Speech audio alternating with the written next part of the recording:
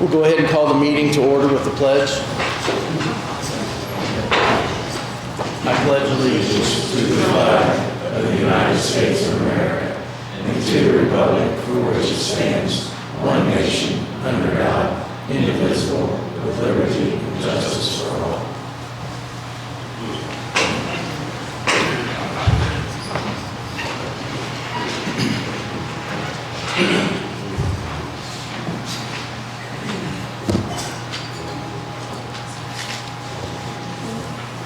We'll start with the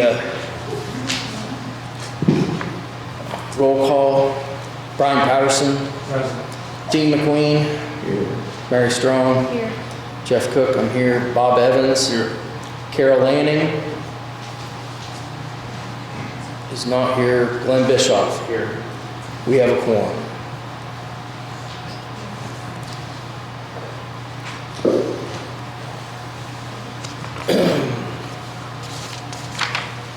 And I have to read this off. So next on the agenda is the public hearing for the public safety. A resolution designating the usage of public safety income tax for a PSAP and for EMS and volunteer fire service, Resolution 2023-26. Whereas the Franklin County Council is authorized under IC Code 6-3.6, the Act, to establish and modify a expenditure rate on the income of the county taxpayers of Franklin County, Indiana. Excuse me.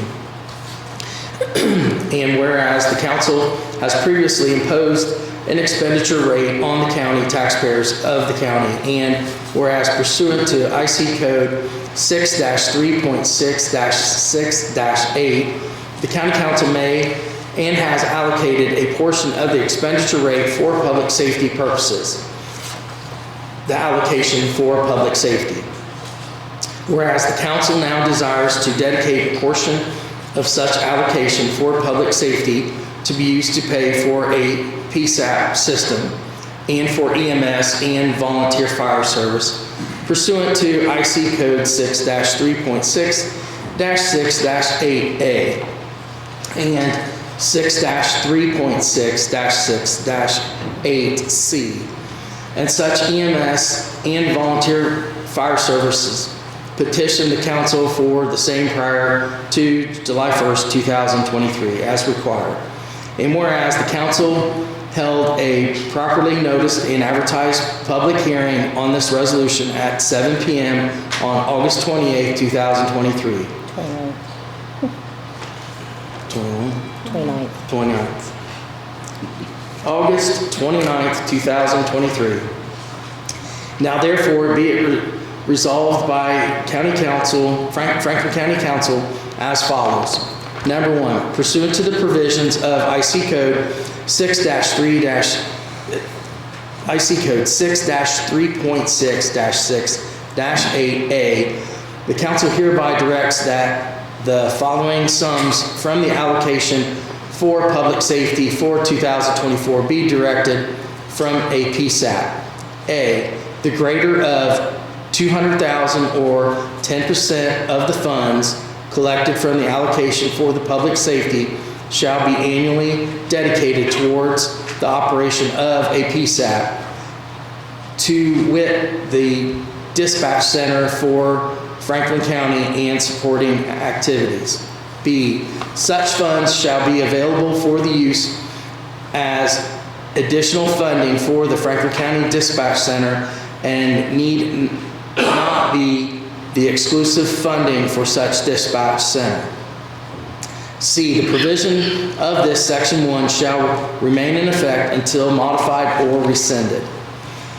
2, pursuant to the provisions of IC Code 6-3.6-6-8C, the council hereby directs the following amounts to be paid to the following public safety entities from the funds collected for the allocation for public safety for 2024. And these are the blanks that the council we need to fill in. Yeah, this is what was advertised. Okay. A, Franklin County EMS up to $500,000. Blooming Grove Volunteer Fire Department, New Trenton Volunteer Fire Department, Drewersburg Volunteer Fire Department, Metamora Volunteer Fire Department, and Eagle Fire Company, Oldenburg, would, the cumulative total would go up to a total of $60,000. Number 3, all allocations contained herein shall take place and become effective as of January 1st, 2024. Number 4, the funds dedicated hereunder pursuant to Indiana Code shall be distributed for such purposes before the remainder of the tax revenue is distributed to eligible political subdivisions. 5, the auditor and any officer of the council are hereby authorized and directed to take any and all other actions on behalf of the county as may be necessary, appropriate, or desirable to carry out the purposes of this resolution in accordance with the applicable state law and this resolution. Be it now resolved and adopted this day by a vote of so many ayes and nays by County Council dated this 28th day, the 29th day of August, 2023. So,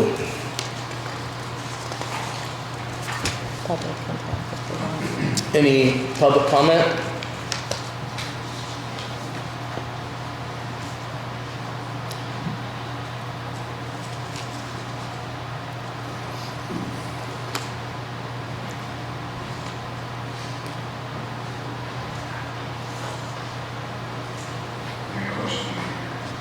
What's that? I got a question. Yeah, go ahead. Yeah, go ahead. So, this resolution,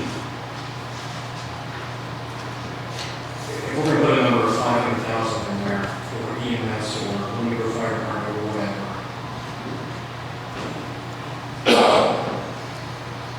how does that work if we decide to pull that? How does it what? How does it work if we decide to pull that money back or decide not to use it? Okay, so this is pursuant, our Grant Reeves, our attorney.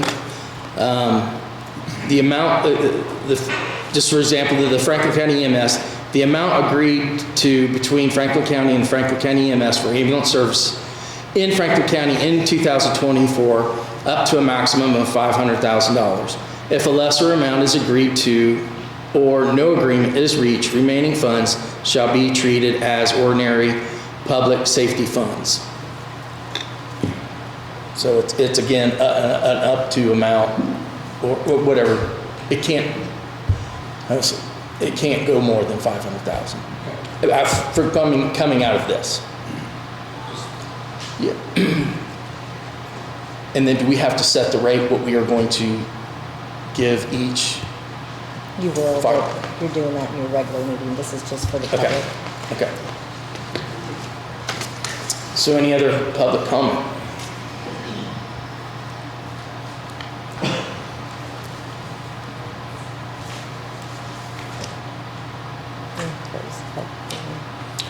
We don't have to take a vote or anything. Okay. We'll go ahead and close the public hearing for the public safety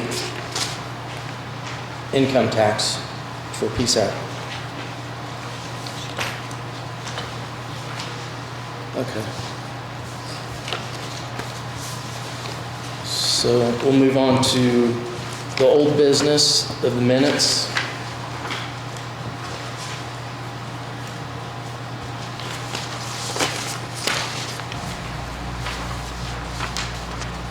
Any questions or additions to the minutes for July 25th, 2023? The floor is open for a motion to approve the minutes. I'll make the motion to approve the minutes from July 25, 2023. Bob Evans has made a motion to approve the minutes from July 25th, 2023. Do I have a second? Glenn Bischoff seconds. All in favor say aye. Aye. All opposed, motion carries. Okay, next we'll move on to new business. So now I'll ask the commissioners to open up their special meeting.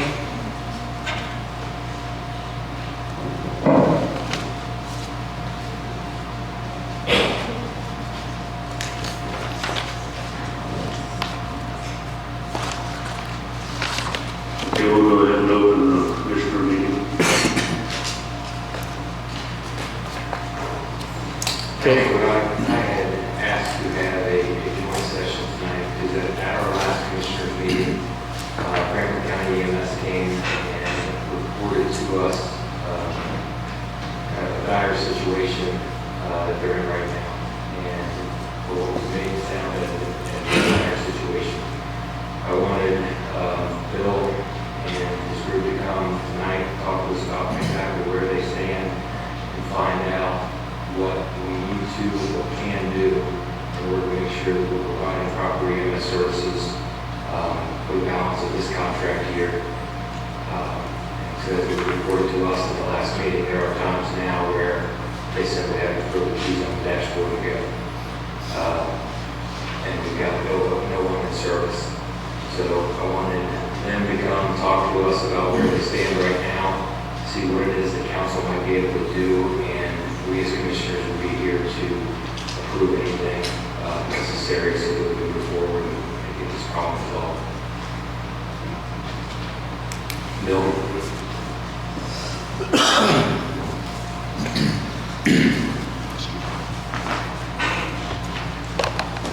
I guess this. Okay, so my name is Bill Schirmer, and I'm representing Franklin County EMS here. I sit on the board as board of directors, been there since 2006. But regardless, what they brought this about was we had requested from council in 2023 $500,000 for 2023 and was given $300,000. We approached council, I believe in March, maybe April, explained to you how that wasn't going to be able, we didn't think we were going to be able to make that work to the end of the year. We already had lost $200,000 in 2022. So we brought that to your attention. We've also then met with commissioners and brought it to their attention too, maybe a month later or a few weeks after that. And I don't want to say it's laid on deaf ears necessarily because I've been in communication with Mr. Patterson and Mary, I've talked to her in the past few weeks or that, and we've talked with Mr. Wilson and the commissioners here and there a little bit, but it's to the point where we need an answer so we know how we can handle the next 4 months of our operation. So we went to the commissioners to basically say, since we're asking them, we're under contract with them, we were asking them, can we get the additional $200,000 to fulfill the request that we had made, or no? And so we're not going to get it. We just either make a motion to give me it or make a motion not to give me it so we can move on and not be tossing around the idea of maybe we will or maybe we won't. But Franklin County EMS, again, and I've shared those numbers with you that evening in March. I've shared them with Mary and Mr. Heiss here recently, showing you and putting together a budget, in this case for 2024. But in the meantime, our situation is that we have told our advanced life people that if we're at a point where, one, we lack some personnel, we're not in a position to pay them a larger amount to attract more, just as of yet. And we also are currently paying time and a half to those involved, which is extremely expensive. And so we're at a point where we basically have said, I want to say we're at that point, we're close to being at the point where we have said, hey guys, when you reach 40 hours, throw the keys on the dash, as Mr. Heiss referenced or whatever, because we had that conversation with them. So our point is we just need to know, and that's why we went to the commissioners to say, hey, we had asked for 500 in 2022, we asked for 500 for 2023, and we've been getting paid 300 since 2017. And the cup is empty. There's no water left in the cup. And so our back is against the wall, not a problem, we'll continue. We've got a contract with you guys that goes to the end of the year. We'll continue to run a BLS service until that point, and we will have ALS available when possible and affordable.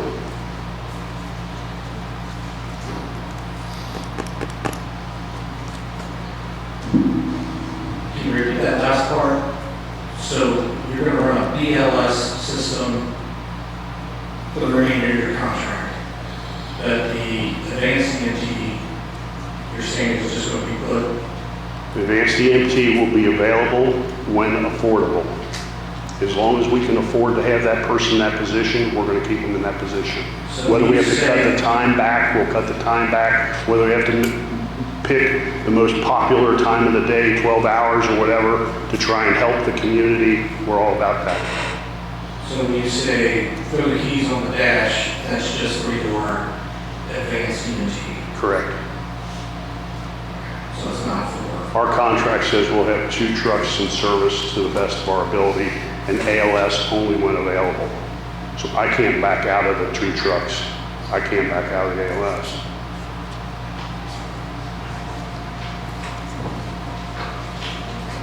Could you tell the difference between ALS and BLS? Yes, so BLS is referred to as basic life support, and ALS is advanced life support, and then the next step above that would be a paramedic.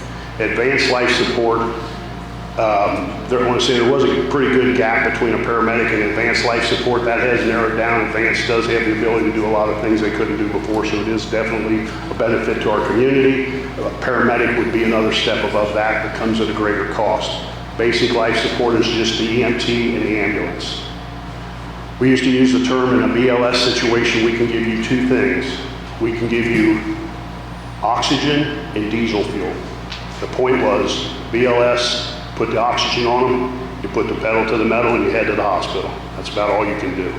ALS allows us to stabilize the situation. I know recently we had a sugar-related issue, and they can take care of that right there on the spot. One of our ALS people's present here. If anybody had any ALS-related questions, he's more familiar with it than me. That's Matt back there. But yes. How many ALS people do you have right now? I'm going to say 2 for a fact, and then some part-time. Am I correct, Matt? We have 2 full-time ALS members. We have 2 PRN, which is as needed. No set schedule for those 2.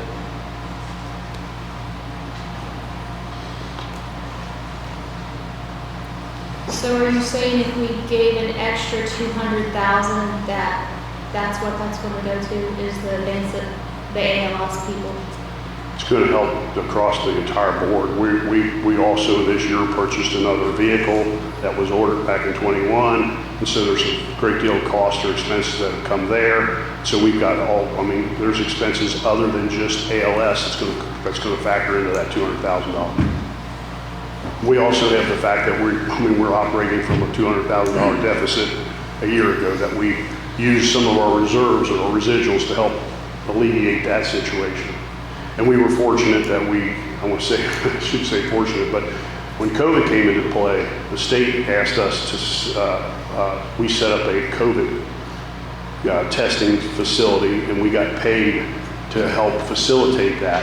And at the end of the day, we made money doing that. And so that is what kept ourselves afloat along with it. Maybe 2 years ago, I believe it was maybe 2 years ago, Dave, that we ran a transport service to try and help alleviate some of our costs and our expenses too, but that got to be real expensive as far as the maintenance on the vehicles, because we were running the daylights out of them. So we've tried different options on our end to help generate some additional income, but. So you say that the additional 200,000 is partially going to go to the ambulance? No, I'm going to tell you that in the back of that ambulance, there's a cot. That cot costs $60,000.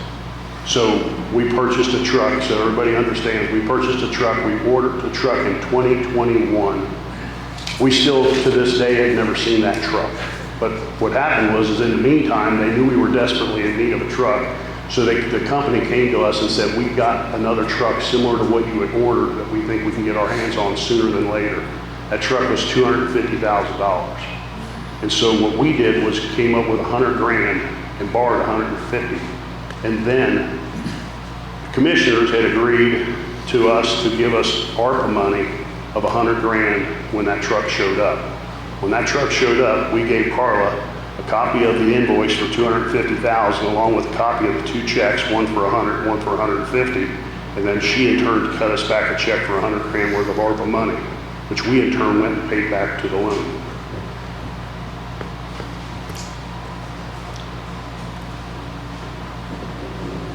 So Bill, at the commissioners meeting, I understood that we were in that position right now where you were sending ALS home at 40 hours. Where exactly are we? How often do we have ALS? And what is it going to take to get, to maximize the ALS service that's available to us? Okay, so I can answer some of that. So I'm going to tell you what it's going to cost to get this whole thing straightened out is the $200,000 that we requested back in this time a year ago. But as far as the service as it stands presently, Mr. Ice, Matt, can you tell me in the last week, how often have we ever gone in the last week without an ALS in play? You think we've gone at all, or something's been I don't believe we went an hour without ALS? So we have not done that yet. I mean, we've done it because we've been without it before, am I correct, or whatever? But in the last week, for instance, Mr. Heiss, we have not put our foot down and created that. Matt, it's none of our, if you get more than 40 hours in? Did you get more than 40 hours in this week? I believe 42 or 3. Okay, and so that's part of our pickle is we're running into some, I can tell you that we asked the accountant, and I think I showed you the paperwork, in 2022, we paid $32,000 worth of time and a half. And that's part of our fault because why don't you just go hire somebody and avoid doing that? But we can't get anybody on at the rate we're at, so we need to increase that too. So we've got lots of plans for 2022 and 2023 and 2024 to make some changes to the whole thing. Okay. So you want to give some better pay, outfit an ambulance, and keep ALS on the road, is that what you're saying? Perfect. Is the ALS, in that equation for the next, $200,000 for the next 4 months, is part of that equation giving the ALS a raise? Or just keeping them maintained? The board will make that decision.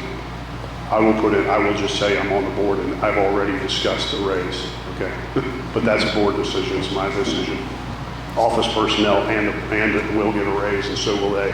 And they'll get 2 raises. They'll get one. If Bill Schirmer had something to do with it, and I'm just sitting on the board, so again, this is a board decision. In my opinion, the ALS will get a raise. The office personnel get a raise, and there'll be a position in there for in 2023, 2024 to get another raise. Okay. We need to get ourselves back up to a position where people want to come here and work. Not, as it's been indicated to me, there's not enough paramedics, EMTs, ALS. There's not enough of them to go around. So the only way you get them is to take them from somebody else. And so you have to be in a position to do that. Financially. Okay. So this $200,000 you're requesting, this is the first I've heard of these 2 or 3 things that you just mentioned. It seems to me, when you were asking $200,000, I thought this was a desperate need for the community that we're going to be shut down, it's not going to be running. You're outfitting an ambulance that you don't have, you're giving raises. We won't give any of those raises unless we see this money. Any truck that we're outfitting presently has a cot and a roll-in cot and what we call an antler, and it's supposed to have a receiver, a auto load, and a striker auto load cot or whatever. And that's not there yet. We haven't purchased that yet because we can't afford that yet. How much, just off the top of your head, how much income did you receive from the COVID money last year? I don't know those numbers. I I don't know. There's I can tell you there was 3 different deals that we did. I think we did one at the beginning, and then then since COVID kept going on, they did something else, then COVID kept going on, they did something else. But I have no idea what the numbers were. They came from here. You guys gave it to us. From me, it came from your It was office. over 200, I do know that. 200,000 that we gave to them to the COVID. To run the COVID clinic, To yes. run the COVID.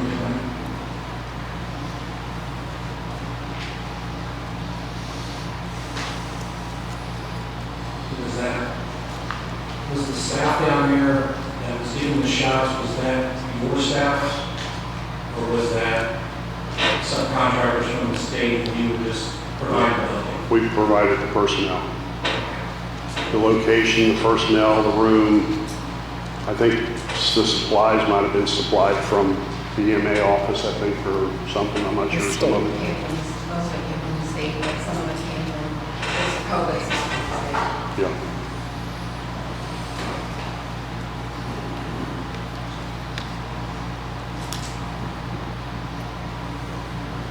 If I was asking you guys to do something so a decision could be made so we can move on, I would ask that you guys would come up with the $200,000 in some way or form contingent upon the commissioner's request. They can't make decisions tonight at this meeting, I don't believe. Maybe they can if they call a special meeting, I don't know, but They can. our whole point, they can. So our whole point would be we'd like to get the 200 grand. And so whether we don't want to wait 30 more days. And so we're just saying that if they were to make a request for you guys to see if you could fund the 200 grand, that's what we're looking for. And if it can't be done, that's simple. Just give me a no. That's all we want. We came here for a yes or no. I'm real easy.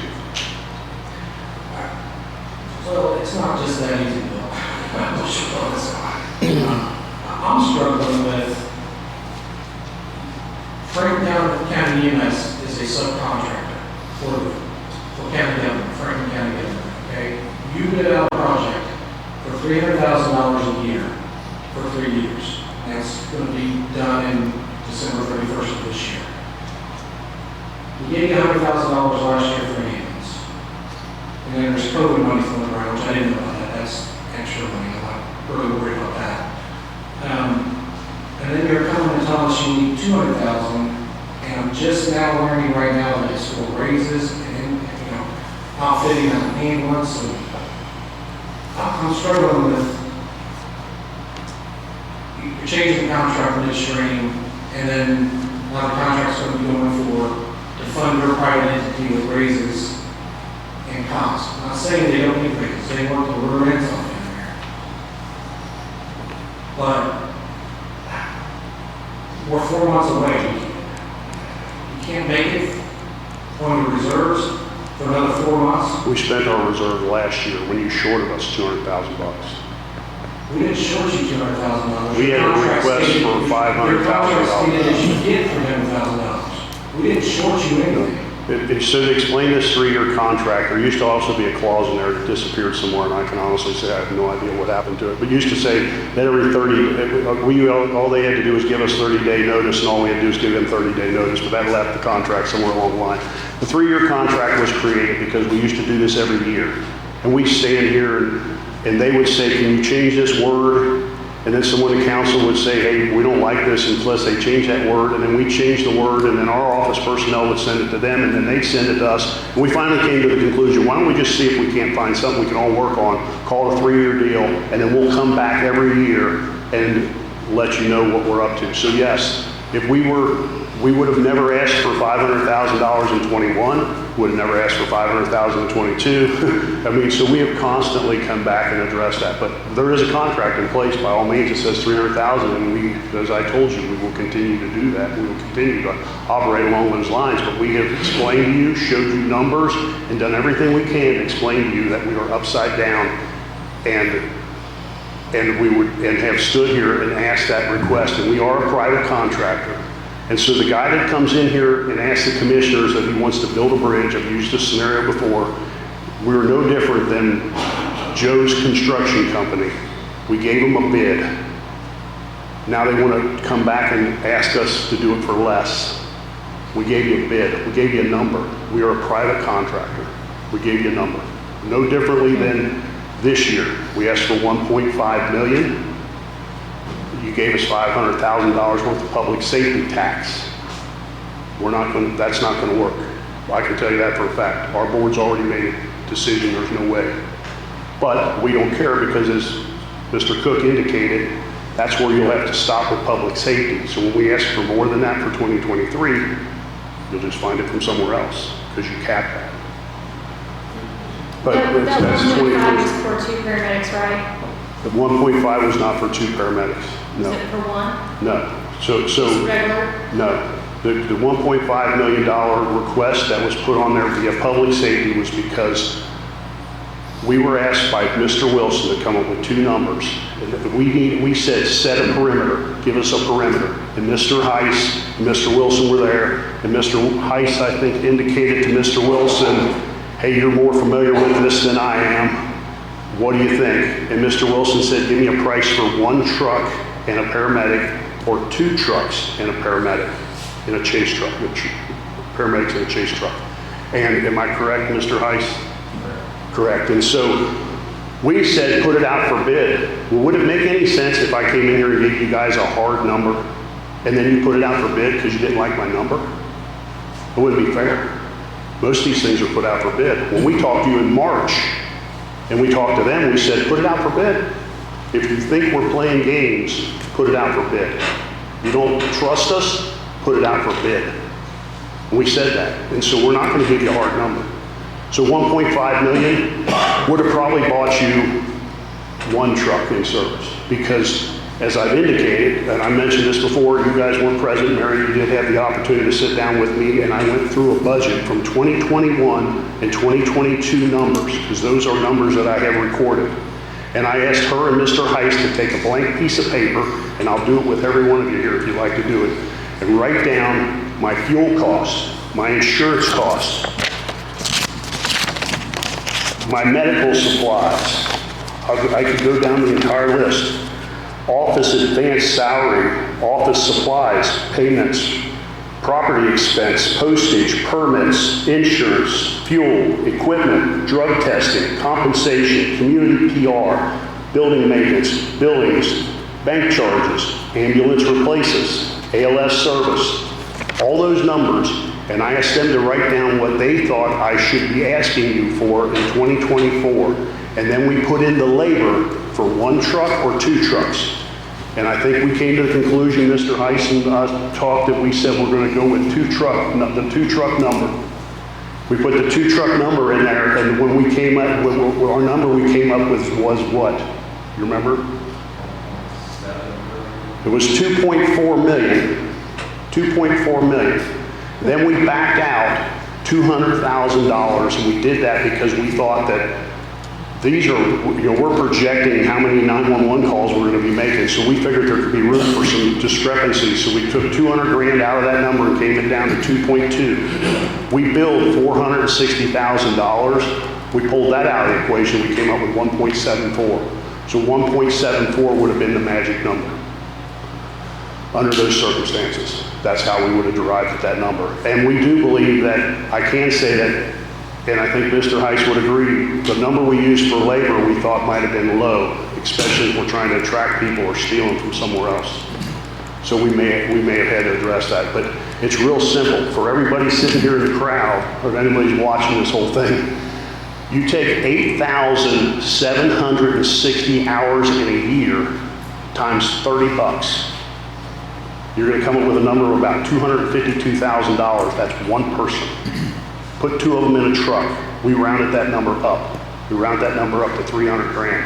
Put 2 of them in a truck, 600,000. You want a second truck? 1.2 million. It's real simple. And that's how we derived at that number. We think the $30 an hour could be low because we're talking uniforms, we're talking workers' comp, we're talking insurance and everything.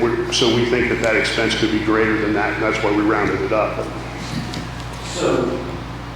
But we're not, let me just say. If I give you $1.7 million, what's your profit? What are you going to make on that? What's your profit? We broke even.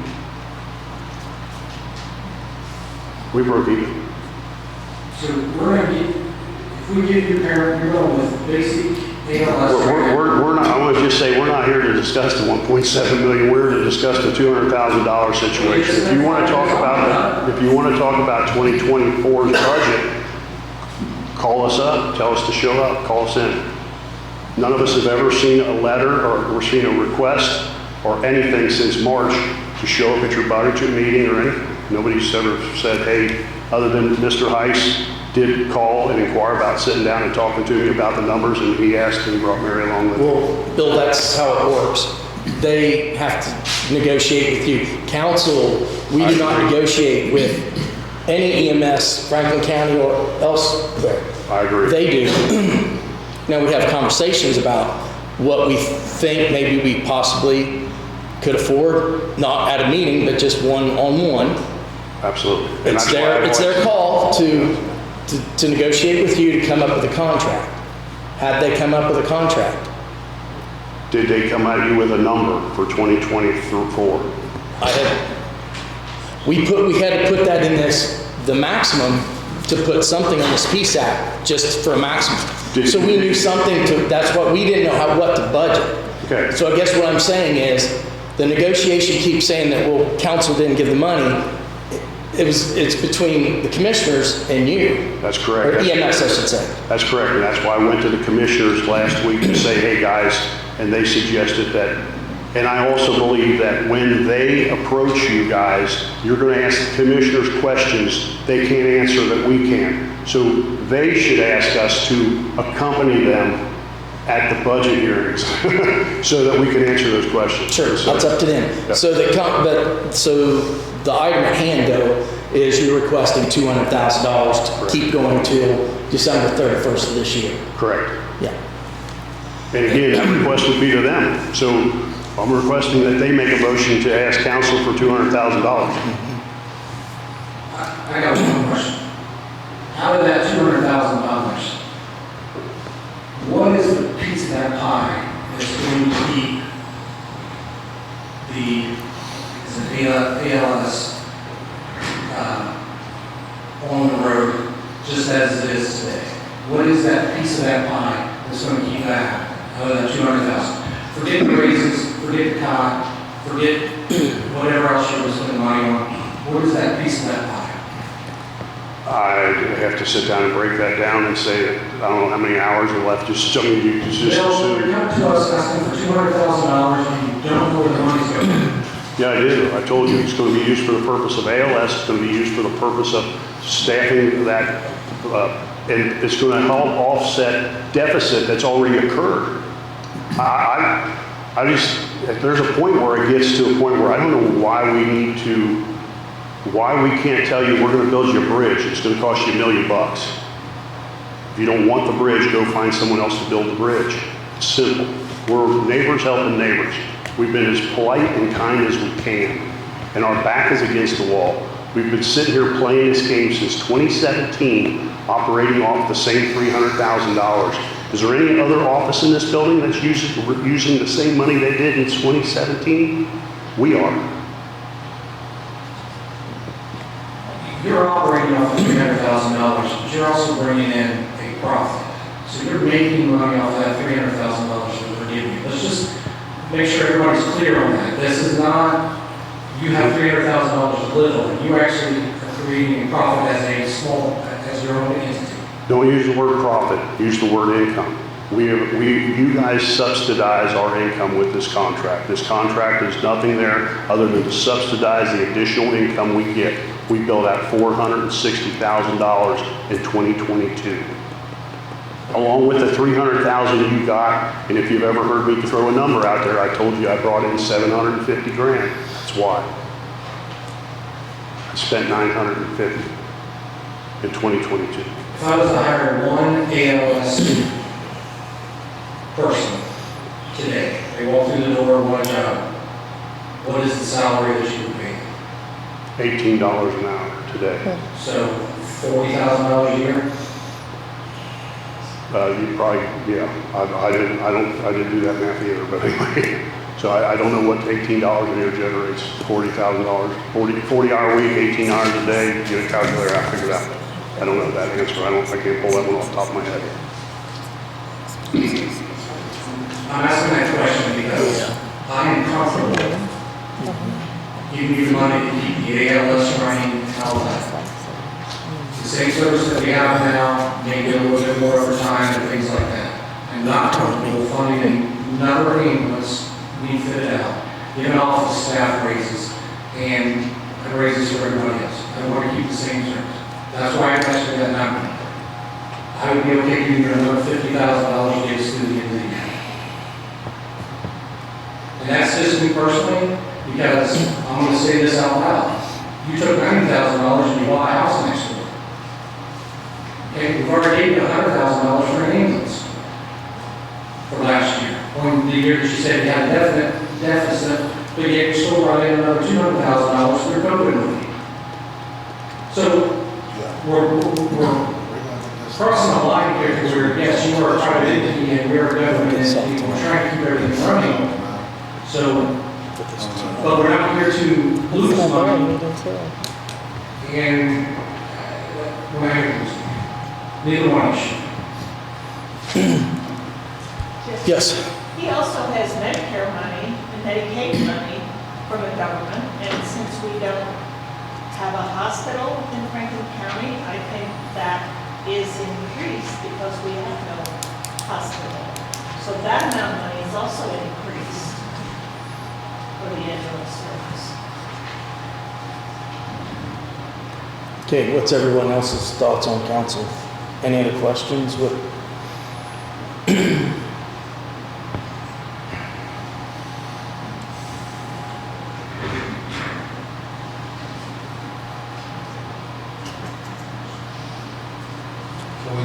I got a question. Turn your mic on.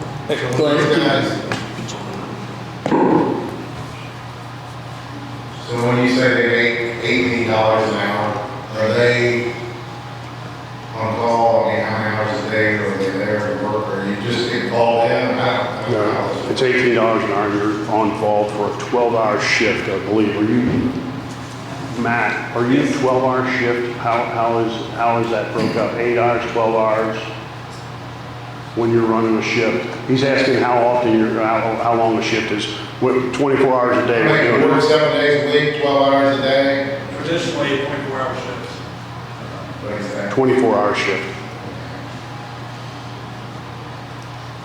A lot of cases do what we call 24 on, 48 off, and that's when we look at putting into a paid service, that's what we're looking at doing is they get what we call Kelly Day. There's an extra one. They'll get a 3 or 4 day weekend and come around every 3 or 4 weeks. Thank you.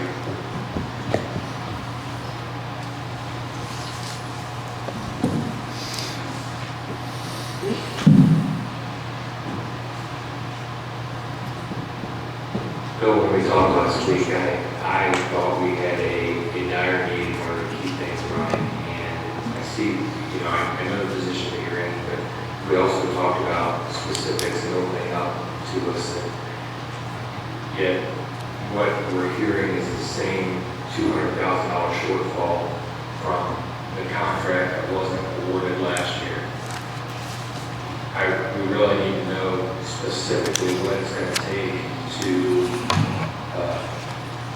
to get services, the services that we need to have this year, and with some support for that. And just throwing that $200,000 shortfall out there isn't getting it done right now.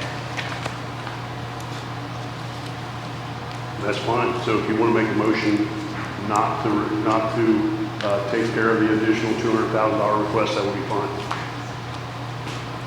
I'm looking here to see, I believe, if this is dated August 10th, 2023. $786,000, $756,756 in expenses,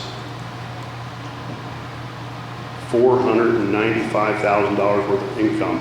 That's from your $25,000 a month, and our billings year to date, $294,000. That's how upside down I am today.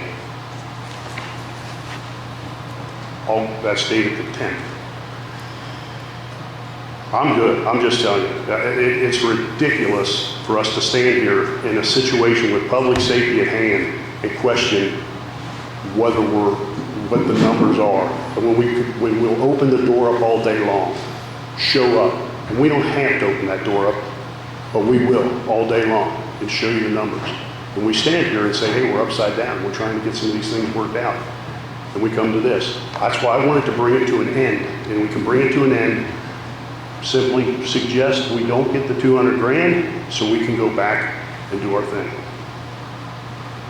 It's not a threat. I'm not trying to threaten anybody. We're just, our back is against the wall. We need to do something. And you guys didn't come here for this evening, I'm sure. If it was a special meeting, it would have to start over there. They'd either have to make a request to honor the $200,000 request that we have, or to don't do it, don't honor it.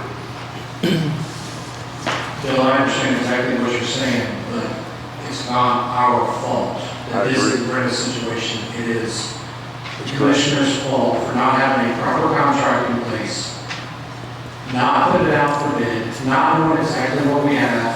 If any contract says to the best of our ability, that is basically a worthless contract in my opinion. If I put that in a real estate contract, I get laughed at. To the best of my ability, I'm going to whatever. It's not our fault. Jeff Cook said it the same way. I know that you can issue $50,000 for this year to get you through. And I think that's probably about all we really need based off of your conversation you just had. I came into this meeting thinking there was $200,000 and there's a major shortfall and we're going to lose services.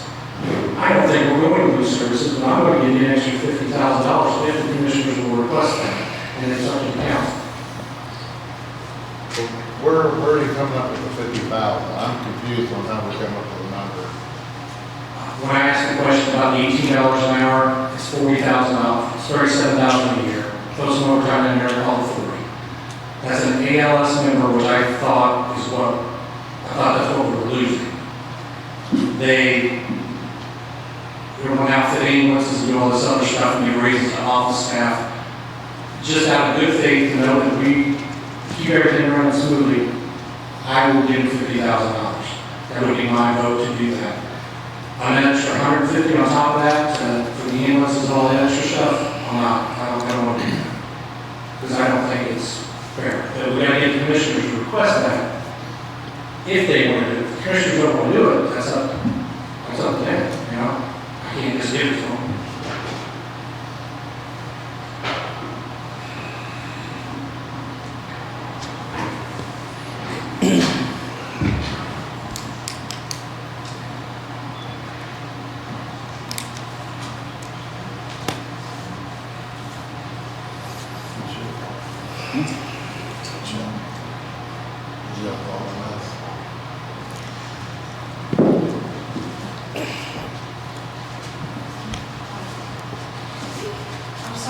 Gentlemen, we can't hear what you're saying. It's a public meeting. I'm sorry, that's a forum. If you could talk to the public, please. Trying to discuss what we need to get out there. I mean, the ask last year was for $500,000 for this contract. Okay, it was granted $300,000 year after year after year. I understand where they're at, but they signed a $300,000 contract. Yet, I have a hard time getting additional funding or asking for additional funding. I'm not getting anything. I have a hard time asking for additional for that when we've got a contractor that has signed a contract to do a job for a certain amount of money. But I also have a very hard time leaving the community without service. And so if the contractor is hired can't provide the service, then what do we need to do to get there?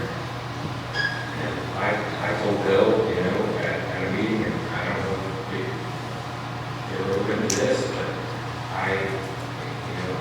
guess my motion, as I put to him at the time, would be that, we come up with the additional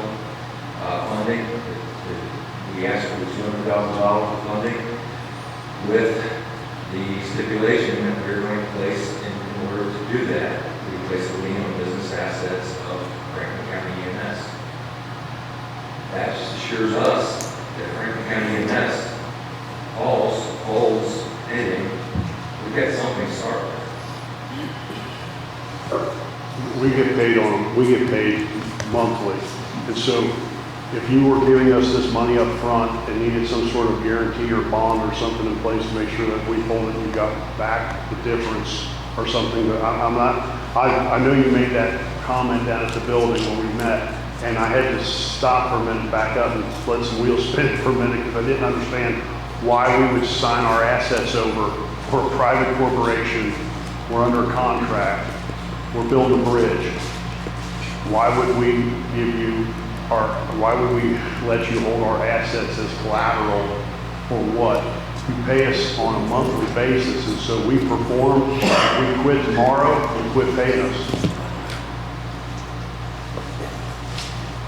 That's why I didn't understand that. If you gave me my money up front, then I can understand where there would need to be something in place that said, hey, if you renege on this deal, you got to pay this back or something like that, or you need to hold assets liable. But that, you confused me. You made a good point and I smiled, okay? But at first, when I got home, I thought, wait a minute. If you were dealing with John's construction company and he was pouring blacktop out here and you said for $1 million you'll do this blacktop job, do you ask him to hold his assets as a He would have a bond. They would have a bond. It would be a bond situation. But anyway, I don't want to turn my back. So, but I mean, we would definitely consider that. If that's what it would take. I have no problem. I don't believe. I mean, I have to talk to our board of directors and see where we're at on it. But I'm trying to better understand why we would put our assets on the line. I just agree with that. I'm not savvy on that situation. And my point is just if something happens, you're running that short right now, then we go out and we're going to hear from Mr. Ritter later with a proposal, and I look at other communities and the options are to put a contract, put an RFP out for different contractors to get on to provide that service for us. We could just give them $50,000 a month, and that would cure this. They started those services themselves, have them in-house. I don't have to do that, but I think, whatever we do down the road, we've had this agreement with Franklin County EMS for so long, and Franklin County EMS just disappears tomorrow. You can't go on any longer. You can't provide the services that we need on $500,000. Then where's it going to go? And I think the commissioners, the county has provided a lot of funding over the years for these services. And not just the services. We've provided funding for ambulances, equipment. I would venture to guess that we probably have some money in the building. I may be wrong, I'm just saying, based on what else I've seen, I've not researched that. I would guess we probably have some money in the building as well. So if I'm reading this correct, if you would make a motion, I'm not going to put words in your mouth, you would consider a motion for $200,000 contingent upon us allowing you to put a lien on our assets for the next 4 months. That is correct. I'd say I'll take that back to my board. We ain't going nowhere. You can put your name on the building and the trucks and whatever you want. The trucks there's only one of them worth anything. That's one we just bought. I'd like to say one thing. And all of us here know that everything we get today costs more. So they've been on the same budget since 2017, is that correct? So, they were helped out by COVID, but all that's gone now, so they gotta have something. That's my opinion. I think they have to have enough to get through the end of the year. I don't think he's just pulling it out of the hat. So that's my opinion. Is that a second? No, the motion No? wasn't formally made, so I will make a motion that we request from council additional funding for $200,000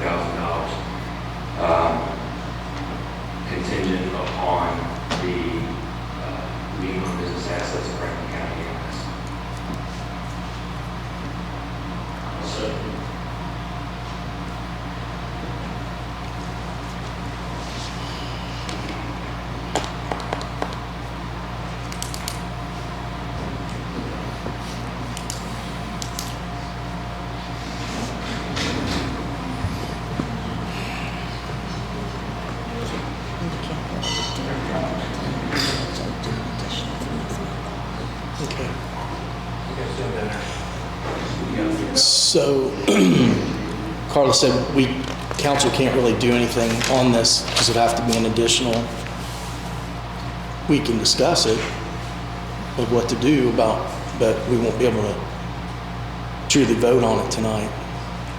I like that discussion. I like hearing from you guys, what do you guys think? We're gonna not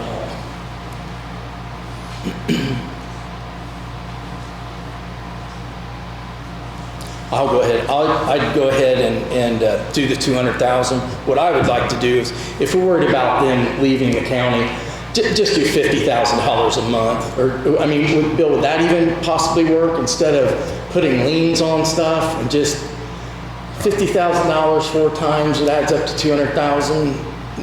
Easy paperwork. And the other thing, I mean, then like you said, then put it out for bid.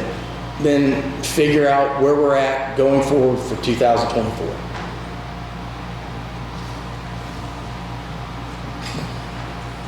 What's the rest of council? Good. Well, it worked for me, but the motion was basically one of the leads, so you'd have to ask them to amend the motion. We're still in discussion here. That's just my 2 cents. So. I think that's a better idea than the lien idea. I mean, just do the 200,000 and be less paperwork and all that kind of stuff. I'm in favor of the 50 a month for the next 4 months. I don't like the idea of a lien.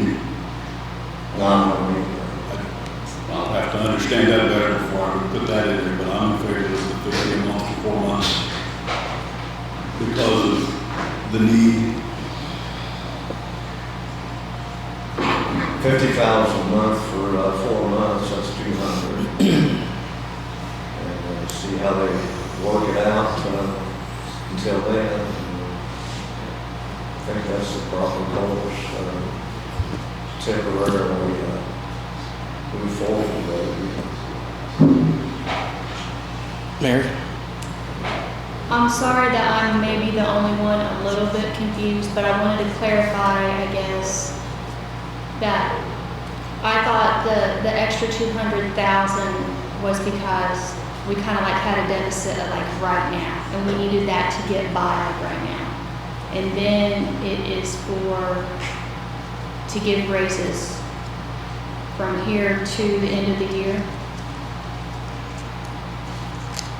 That's what he said.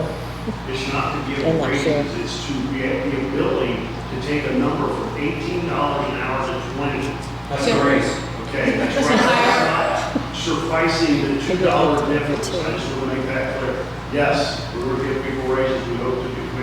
And again, that's me talking. My board might say, you're crazy. They get $18 an hour, cut their pay. Bill, One of those board members. you are your board right now. You're representing your board.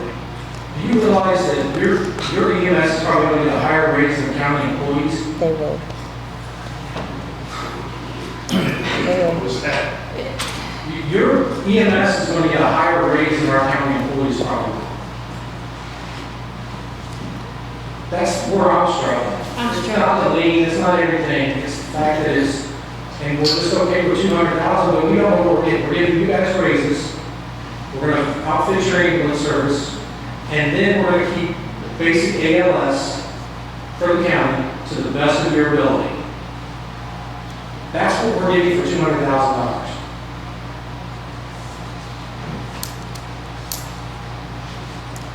Anybody else in the crowd want to tell me that I'm missing the entire thing here? Glenn, did you want to say anything? I just don't know how we can go without service. I mean, without good service. I think we have to have the service there. I just don't know what amount to go. That's one of my fears is not having service. We just can't. $200,000? But he's saying it's not the service. We're not going to lose service. They're getting raises. They're all doing all this extra stuff. Right, that's not what he said. He said there wouldn't be a service there after so long, it would only run out. He would have to put the keys on the dash. Right, that's why I said. That's called no service. When the keys go on the dash, there is no service. We, as far as the raises go or whatever, and we can't get upset about that. We've got good people that are doing a job there, and if they need to increase the rate, I know they've lost good people because they've got places that they can go nearby and do the same job for a better rate of pay. So that's what they're up against, and I don't want to tell how to run a business. When I presented the idea of lean, I was actually thinking more long-term than, a more long-term relationship. When we were talking about $1.5 million in funding to get us through this year, if we want to go to $50,000 a month, without that, I'm fine with that. I will rescind and make a motion that we ask council to provide $50,000 a month in funding for Franklin County EMS to get us through the end of the year. And I'll second the motion.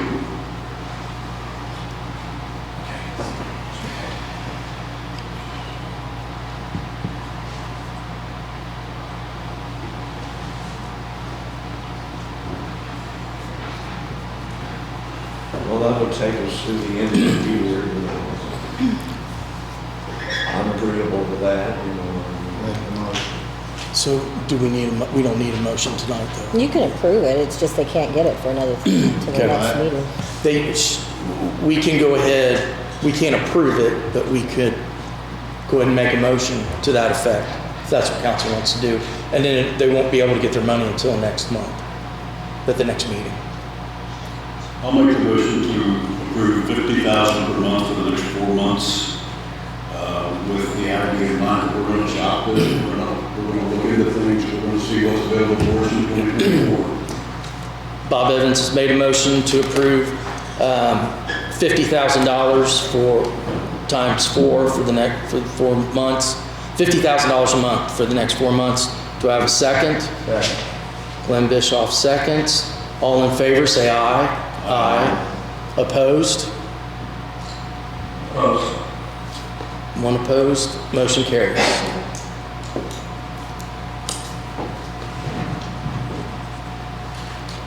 Probably need a contract to that effect, though. Okay. Can't just do that. Sure. I'm requesting that commissioners have some type of contract written up to that effect for the auditor. To this effect. Whatever.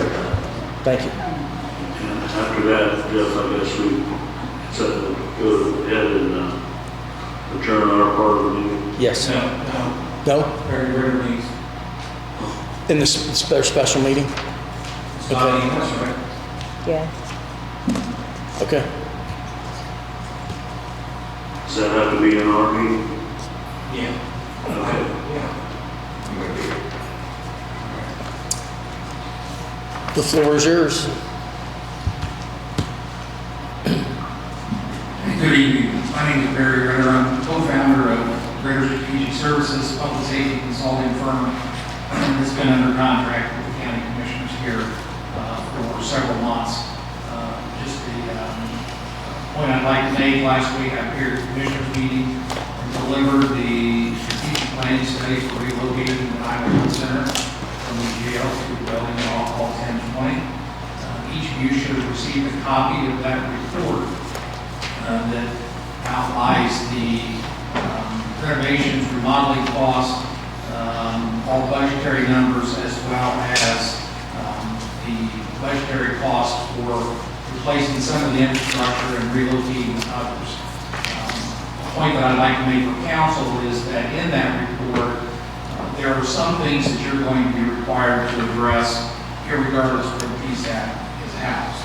There's technology there that's in the life or beyond in the life, some that's damaged, as you hear from John later, that each piece carries a significant capital outlay. So I would ask that you have an opportunity to review that report. I'm sure I'll be back before commissioners in the coming weeks for a plan of action as to what's going to be addressed in that report next. If you have any questions, my contact information is in there as well. While I was here meeting with commissioners, the EMS topic was on the agenda, and that's an area in which I work. And so I was asked questions in which I provided some answers for. And at the end of that meeting, I was asked to provide the county with a scope of work under my master agreement with Franklin County to do an analysis of existing services and develop specifications for request for proposal for EMS services going forward. What I will tell you is you are not unique. This conversation is being had across the state of Indiana as it relates to EMS. We're doing similar work in other counties, and we're doing a statewide project for the state of Indiana as it relates to EMS service and shared resources and how ambulances are used across the state. We don't have enough ambulances, we don't have enough paramedics, we don't have enough EMTs. And this is statewide. Now, you'll have some jurisdictions that will report that they have a significant number of ambulances and they can staff. If you've watched the media recently, there's a neighboring county of yours in southeast Indiana that has a number of ambulances sitting idle because they can't hire paramedics, they can't hire EMTs. And Bill is right. To attract workers, it's going to take money. When we're training fewer paramedics and fewer EMTs, it's like police officers. It's competitive. And it doesn't matter if it's Franklin County EMS or another provider that comes in here, that is the situation that they're going to be in. So when I was asked to present you with a scope of work, I emailed earlier today to council and commissioners. There's a copy of that before you. For us, my team to come in and do that piece of work. It's a three-phase project. The first phase, as you'll see, is stakeholder interviews. That's talking to Franklin County EMS. That's talking to volunteer fire departments, elected officials, citizens, to get an idea of what you want. Most often, or 100% of the time, when we do this work, we're looking at paramedic level of service, not advanced EMTs. We're looking at paramedics, and that's costly. So your community has to decide in a request for proposal, what do we want to bid? Do we want to bid the advanced EMTs? Do we want to bid paramedics? Do we want to bid 1, 3, 5 trucks strategically located? There's a number of elements that will go into that set of specifications that Bill's team, as well as another provider, would be bidding apples to apples. And that is one reason why he's been hesitant to share a price with you, is if you do go to a competitive bid, he wants to be competitive. In my experience, you're not going to get the service for $300,000. I've yet to see a bid come in at that level. The more elements we put into the specifications, the higher the subsidy. The interesting thing about EMS is that's the one discipline in public safety that local government is not required to offer. You have to offer police protection, you have to offer fire protection, but EMS has never been required. And each unit of government is left to address that how they see fit and what best fits their scenario. Some have countywide EMS, I think they would recommend you do that as a county agency. Others either hire or contract with private ambulance companies such as Franklin County EMS, and they pay us subsidy toward that service. Interesting to note is that 911 calls for service is a lost leader. The number of 911 calls that Franklin County 911 receives and dispatches Franklin County EMS on, and that team bills, and they take assignment for Medicaid or Medicare or from private insurance, and then the rest is write-offs, it's not going to make any ambulance service profitable. The profit for EMS service comes in the inter-facility transfers and taking your loved one from hospital to nursing home, to dialysis, to physical therapy. And Bill was honest enough to me when I talked to him about that, is he said, we tried that, but it was wearing our trucks out because the miles traveled is significantly more and the cost to do that. So Franklin County EMS chose to suspend that service because of the cost in the overhead. Most other entities that would respond to an RFP is going to look at the overall market. And for someone to be interested in responding to a proposal in Franklin County, is they're going to look at the overall market beyond 911 to determine if they're interested in responding. And the only way we know that is if you put specifications out under an RFP for someone to respond to. So we talk to the stakeholders. We understand what is wanted, but what is affordable in a subsidy. The other is the data. The 911 calls for service out of the CAD system. The numbers are pretty consistent between 22 and 23. They're right around 1,700 calls for service out of the 911 center. When you look at that as a daily average, you're looking at about 4.7 run per day average on those calls coming out of the CAD. Not a great deal of runs to then turn around and have billables against them. But for someone to come in and want to respond to an RFP, they're going to want to know what kind of 911 load they're looking at. They're also going to look at, there's no hospital here, so there's going to be transport, so there's going to be mileage that's built on top of billable for transporting the patient. They're going to look at extended care, nursing homes, everything that we offer into providing ambulance service in the community. And then the other is understanding where you want trucks. Today you have a truck, I believe, in Laurel.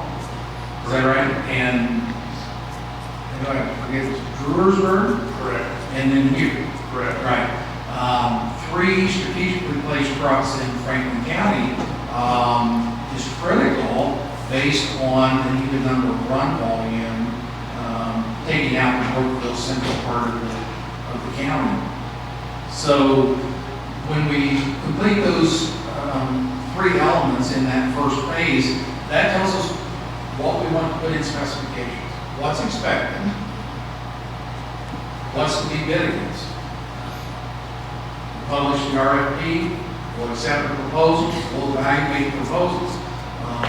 One thing that my company does, a little different than what I've seen when counties are allowed to do this on their own, is there'll be service level agreements in the contract. There'll be expectations of the provider, whomever that is, to ensure that they're receiving the service that's contracted, but likewise that the county is paying for the service that they pledged to pay for. That is keeping everyone on an equal playing field. And then the last phase of that is quality assurance, through the life of the contract, ensuring that the service remains intact, and begin planning in that last year of the contract for either a renewal or the opportunity for the county to go back to another RFP. So that's an accelerated process. We have 4 months left in the year. Franklin County EMS is under contract until the end of the year. I'm pretty confident that we can accomplish this in 4 months based on the responsiveness of elected officials, public safety officials, and getting something published here in the relatively near future for companies to propose against. So that is my scope of work that's before you on the desk. Commissioners and councils, pleasure to move forward with that. We will have to begin immediately to be able to ensure that we're meeting the deadline by the first of the year. If for some reason that time frame slips, for any reason, then there would need to be some type of an agreement with the existing provider to continue service until such time a new contract with another provider, if that was what was to happen, would take place. So that's why I'm here tonight, is to deliver that scope of work and answer any questions that you may have. Thank you. So I would like to have Grant look at this before we go ahead and get Barry to go ahead. I need to be in a motion. The master contract that I have with the commissioners was signed back in, before we started the PSAP project. The master contract is already in effect. This is just the scope of work for the next project. Okay. Jerry, it seems to me like we're under the gun here. The quicker we can get this going, the better off our county's gonna be. I don't, I'll argue with that. okay.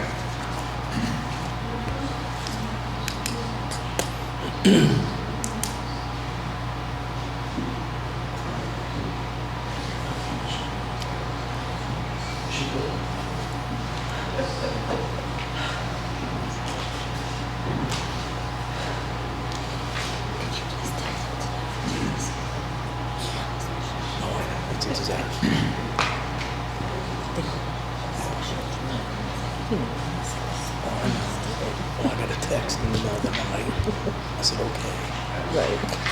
And this is something that Commissioner Wilson and I sat down and looked at earlier this year, and he was at that time going to put together an RFP. We didn't get that done.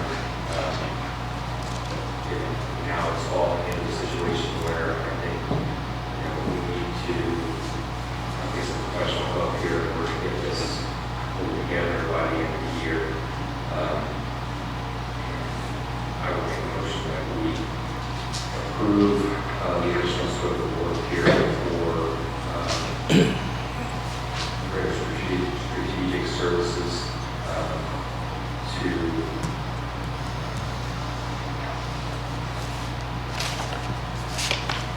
get this RFP together and obtain bids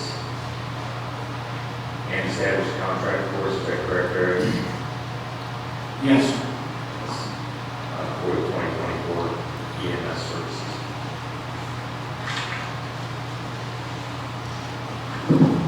I'll second the motion. How much is it for? What's the dollar amount? We got, there's 3 phases. About 22,000. 3 phases, a total of $22,350. Not received.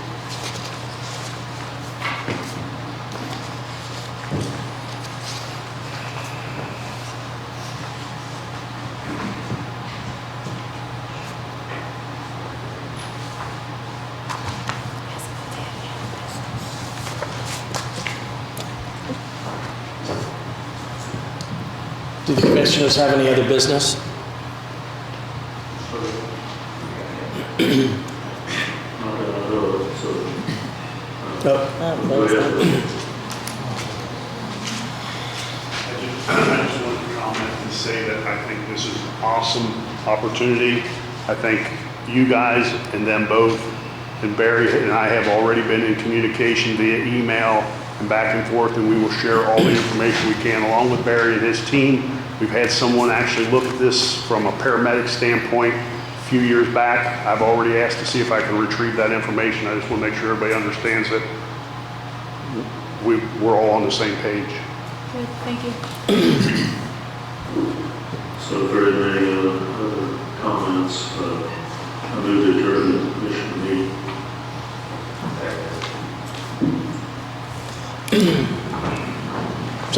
So continuation of the council meeting. We have the public safety resolution Which you already read. 2023-26 that I have already read. The only thing, council, we do need to figure out. Figure the minutes. Council does need to figure out what amount they want to put in for each line for the fire department. We have a maximum of $60,000. Isn't there 10 of them? No. No, there's 1, 2, 3, 4, 5. Oh, there's 5. We've got 8,000. That's what we did like this year. Okay, that's What? 8,000? Motion? Okay, we need a motion to that effect.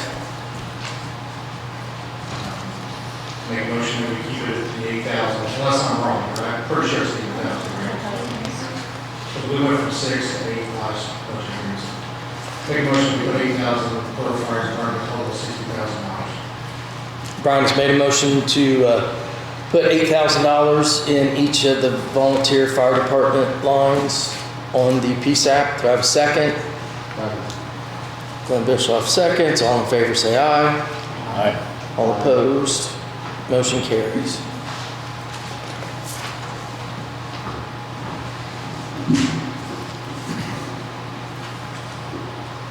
While we are here, are we going to talk about the 1454 bill that passed? EMS tax. Yeah, the EMS one. Or You can go ahead. Well, one other quick, so what do we want to put in for the Franklin County EMS line then?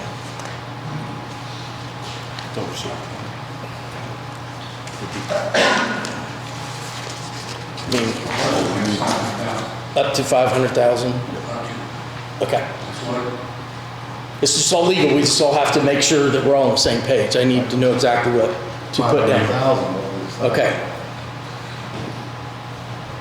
Need a motion on that? Yes, please.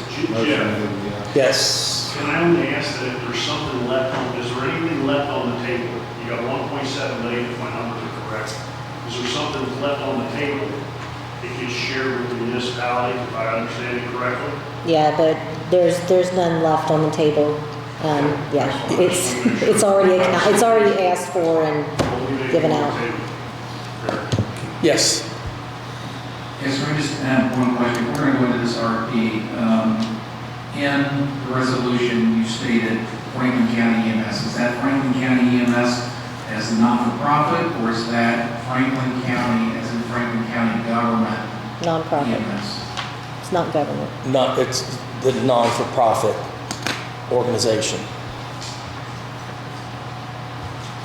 So you're putting $500,000 in the 24 budget for the organization. But we're going to do an RFP and solicit proposals from EMS companies to bid to provide EMS service in Franklin County in 2024, which means you pay that service from another fund. No, I think what they had discussed was that it would be up to the 500,000, which is basically contingent upon a contract. If there's not a contract with the Franklin County EMS, they don't get the 500,000. And you would use that funding for every regular ambulance if I was a successful vendor. Is that, do I understand that correctly? It would move on to another EMS entity. It needs to be generic. My point would be the very, but it needs to be generic, not to Franklin County EMS. It needs to be $500,000 for the purpose of Mark out purchasing Franklin medical County, then service, motion to mark that out. not Franklin Just County EMS. EMS. Okay. So I guess if we have a motion from council, I can scratch Franklin County, and it would just say EMS. $500,000. So moved. Okay, is there a second to Brian's motion? I'll second. Dean McQueen seconds. All in favor say aye. Aye. All opposed? Motion carries.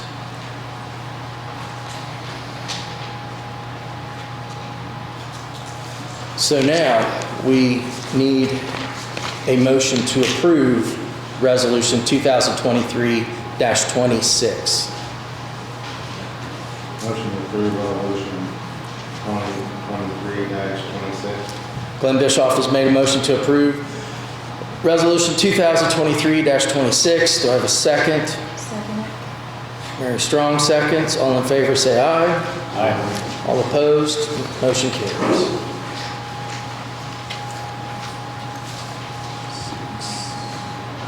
Barbara Wilson, various proposals from over there, do you want to do anything with that? I'm sure they can talk to you about it, yeah. Do we need to vote to fund No, they'll have to, I don't think so. They'll have to actually bring it. If they need money, they'll bring it to you. Do an additional. Yeah. Yeah, we're good, but yeah, at some point, they'll need to come and get funding from us. Should we get consensus to let Barry know what we want to do? Would- Or I mean, the commissioners already, I'm assuming, approved this, right? Yeah. I'm asking if Okay. we need to fund it. Do you not have a place to pay it?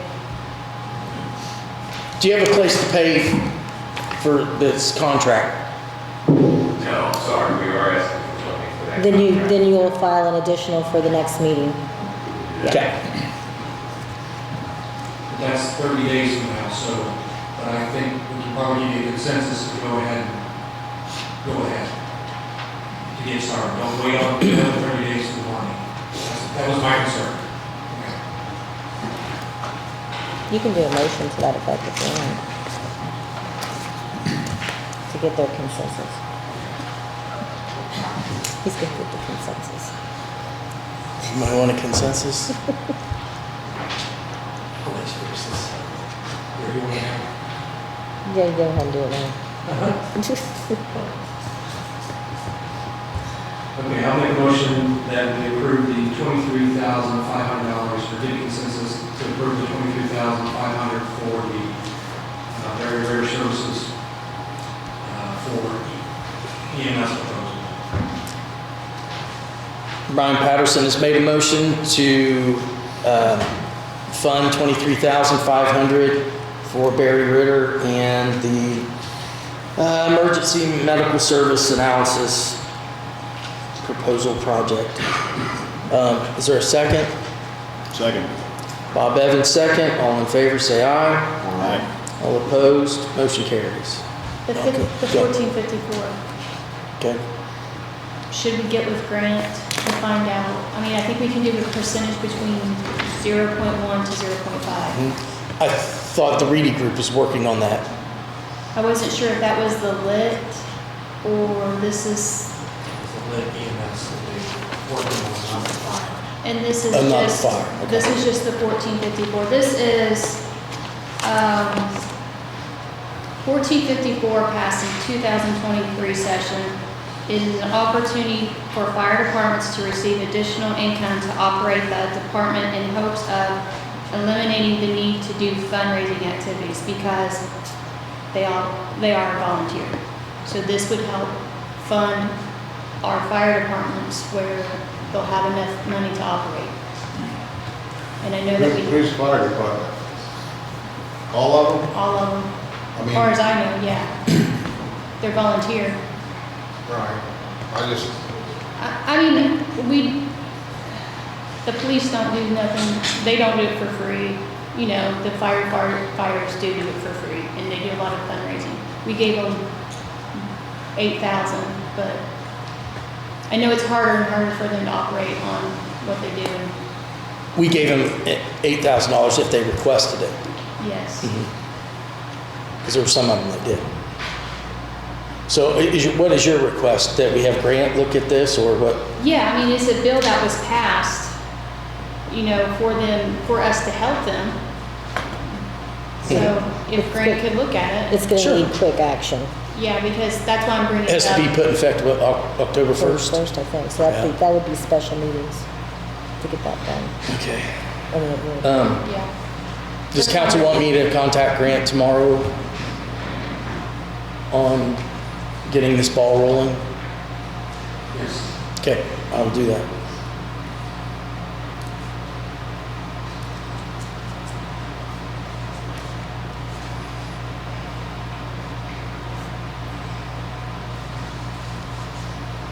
We can probably get Reedy's thoughts on it as well. Probably get Reedy's thoughts on it as well. Yep, I'll get in contact with both of them. And find out what was on the EMS one. Right. Okay. John Palmer, Okay. projects 29 and 30. We might get you home by 10. I don't doubt it. So this morning, God, it's been a long day. Is it morning tomorrow? But anyway, I'm here to talk to you about a couple of requests from the ARPA money that we have. The first one that I'll talk about is actually resurfacing the parking lot. The commissioners actually voted for that 2-to-1, actually. And it's a $60-some thousand, $67,000, it's in front of you. And we need council approval to do that too. They want to research parking. It's not just this parking lot, there's, Tom's not here, but I think it's multiple parking lots, isn't there? The resurfacing, is it like multiple lots, I think? I think it includes the road, well, the front, I mean, that's the way I understood it. It's the front parking area, it's the rear parking lot. It is a mill alleyway from City Street to the parking lot. Yeah, and they want to mill it down, smooth it out, and then resurface it. And we do have the money. Okay. Council, do you want to approve that?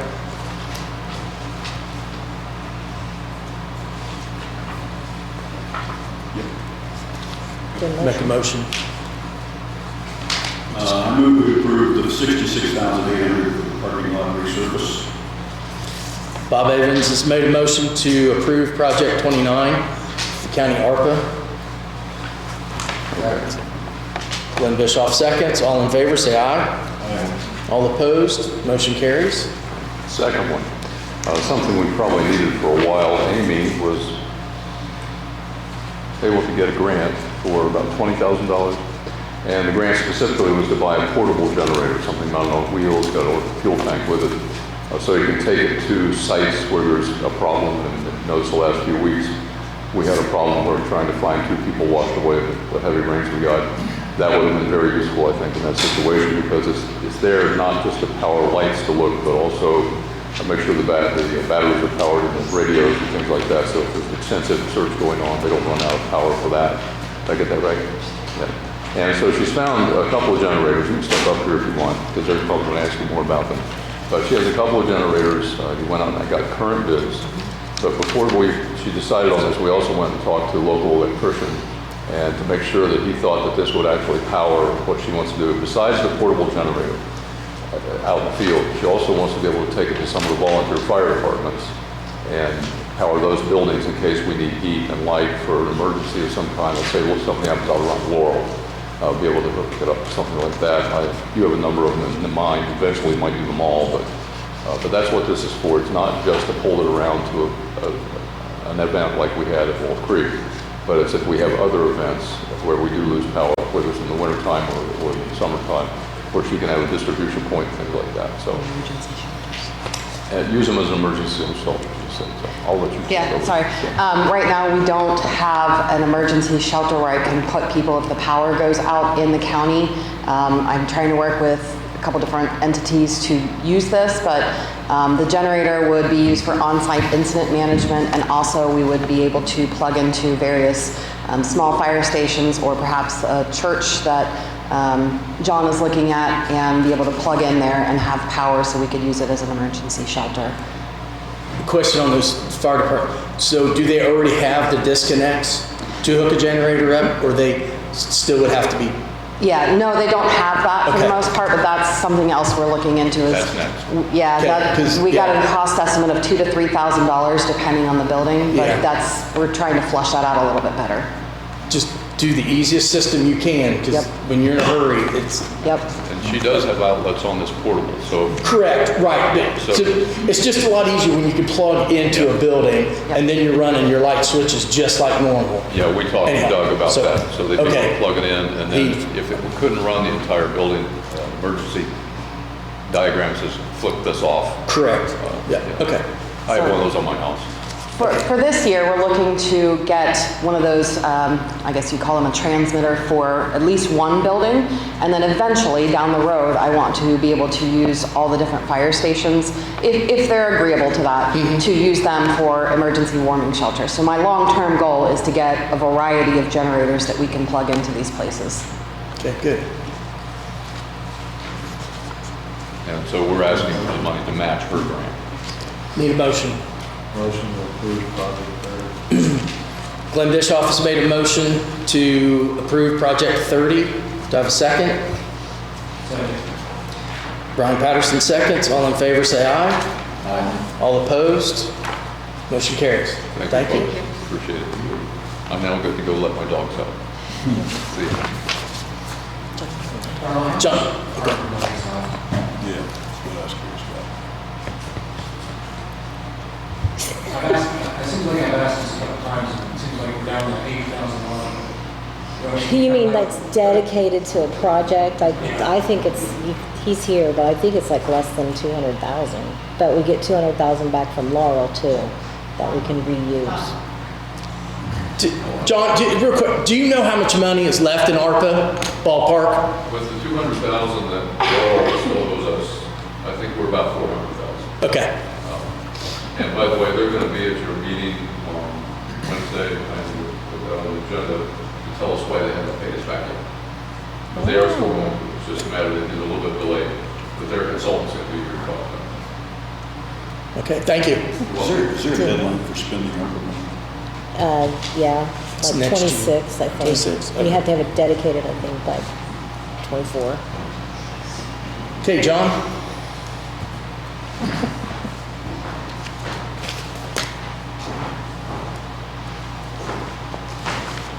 Good evening. So, I think that Carla has sent it all out to you about some end-of-life equipment for our low band or VHF radio system. We may be able to have it covered mainly by insurance money. They emailed me that the tower is under the county assets for insurance quotes, which we'll have to get through an adjuster to come out and just check it out with the weather and everything else. But it's reached its end of life. We haven't replaced anything up there in over 15 years, which is pretty spectacular. There's a quote from Mobilcom for a little over $39,000. I put an additional in for your September meeting, but I'm wanting you to approve it so I can go ahead and get it under contract before prices go up.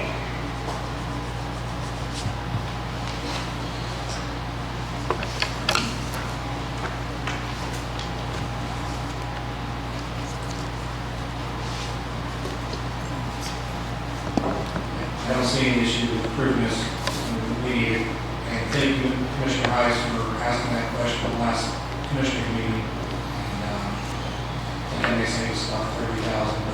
So we approve it to be reimbursed, right? Exactly. If insurance covers part of it or all of it, then they'll just remit the check and then it'll go right back into the 911 fund. So, and it's just an additional to come out of the cash overage from the year to go into equipment. So, All right, I'll make a motion to approve the Mobilcom quote for $39,000, $39,060.87. Brian Patterson has made a motion to approve the Mobilcom invoice for $39,060.87. Do I have a second? Second. Bob Evans seconds. All in favor say aye. Aye. All opposed? Motion carries. thank you. Thank you. Amy Lindsay.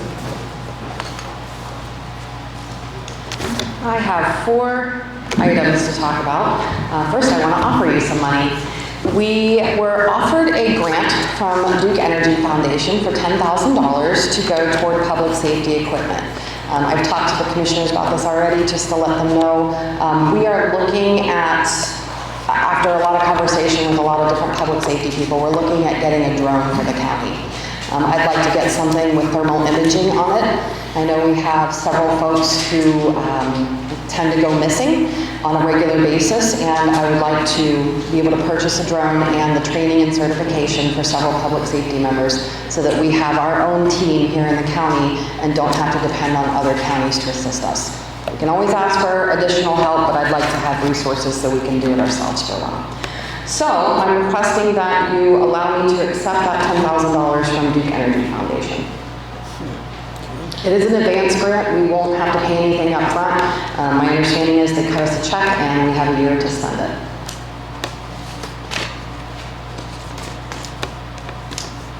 Make a motion to accept the $10,000 $10,000. Brian Patterson has made a motion to accept the $10,000 from the Duke grant. Do I have a second?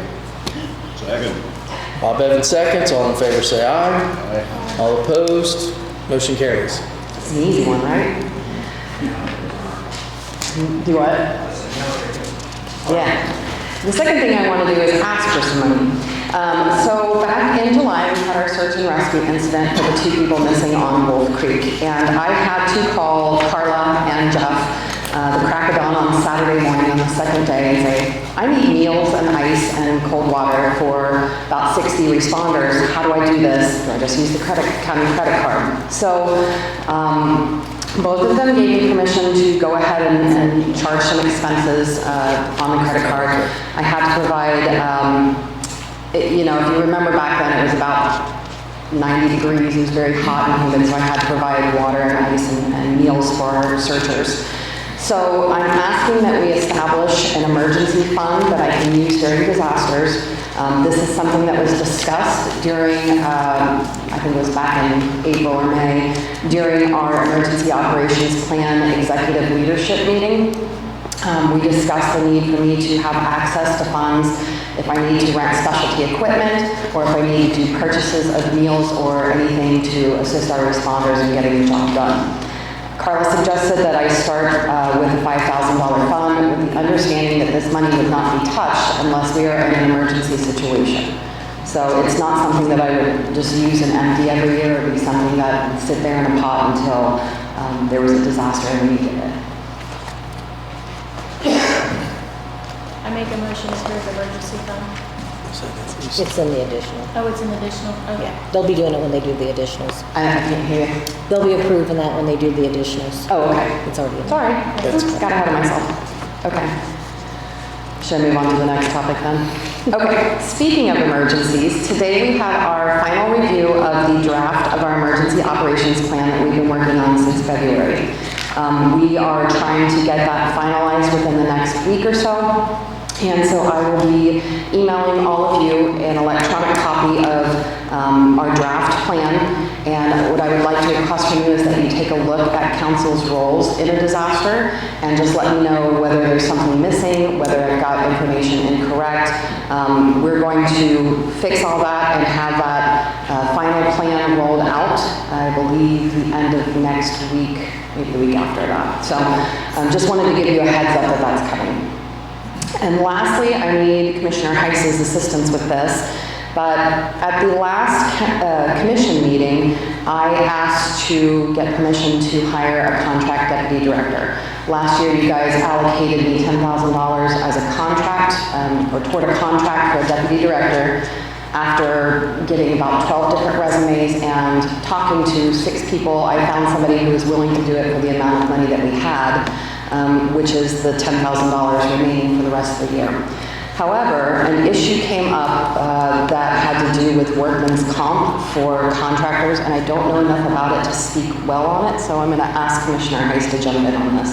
And I think Carla knows something about it as well. I just asked the council meeting to approve this, as there will be additionals for workman's comp later. We're looking at $10,000 contracts, and technically a contractor for the county would provide us with a workers' comp exclusion form where they're opting out of our workers' comp coverage. In order to get that, they have to have their own liability coverage and take care of their own workers' comp. I think that's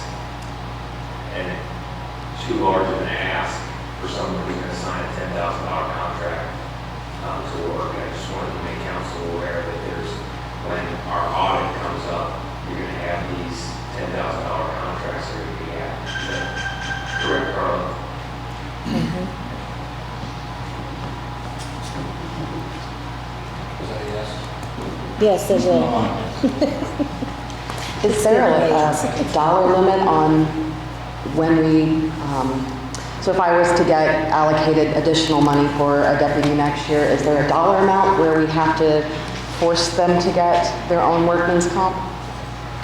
maybe the city council think, we'll have to talk about, because I don't know what that. I don't think they've ever done that. That would be part of the contract process itself. Most of your large contracts will have that personal liability and indemnification notice that gets actually filed with the clerk. So that's what we're talking about. I mean, it does put the county at risk for the workman's comp if the contractors, and this is something that the State Board of Accounts must be getting ready to look into, because there was an incident at a park where one of the contractors, they were asked if they did have the liability insurance, and they did not have it. So it's something that all contractors, we need to be presented with. So, but I think that's you guys. Okay. There's not really anything for them to do. Oh, okay, Yeah. so, Because they've already approved it. okay, so I'm good to go ahead and let her start? Yeah. Okay, great, thank you very much.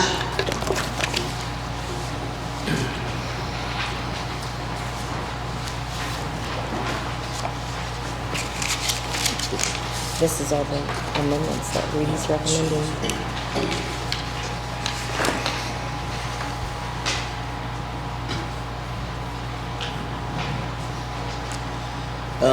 This is a letter from the Reedy Group. This is budget recommendation adjustments.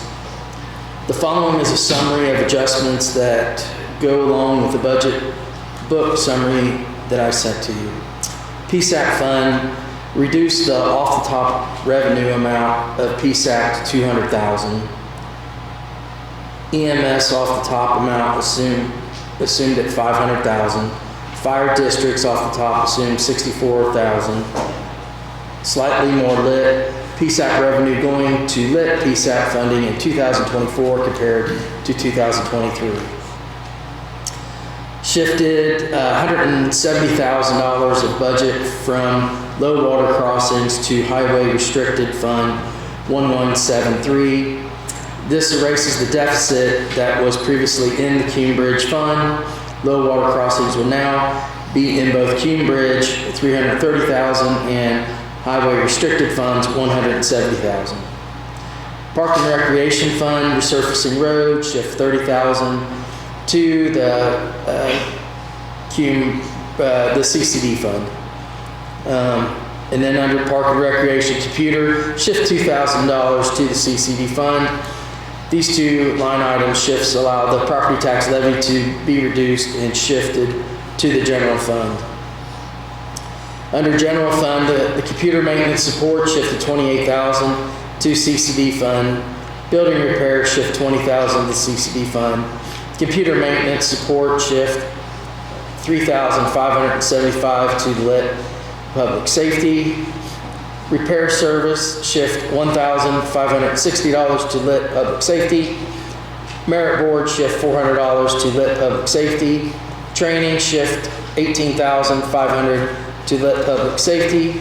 Services and charges shift $28,490 to lit public safety. Dues shift $2,600 to lit public safety. Investigations shift $1,000 to lit public safety. Alcohol and drug testing shift $800 to lit public safety. Consulting services shift $2,000 to lit public safety. These shifts reduce the general fund budget. Highway Edit and Economic Development Fund shift $209,000 of lit ED revenue from Highway Economic Development to Economic Development Fund 1183. Shift $234,000 of general fund health insurance to Economic Development Fund. This shift reduces budget in the general fund. The above recommendations assume a planned spend down in the PSAP fund. Even with the spend down, the PSAP fund is projected to have more than 50% cash reserves at the end of 2024. Also, there is a slight spend down in the CCD fund, but there are plenty of cash reserves to absorb this.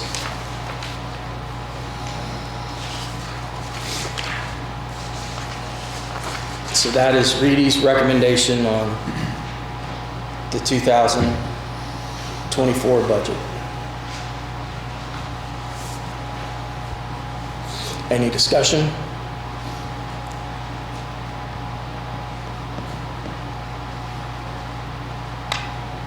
We don't need to vote on this tonight. If I have to advertise it.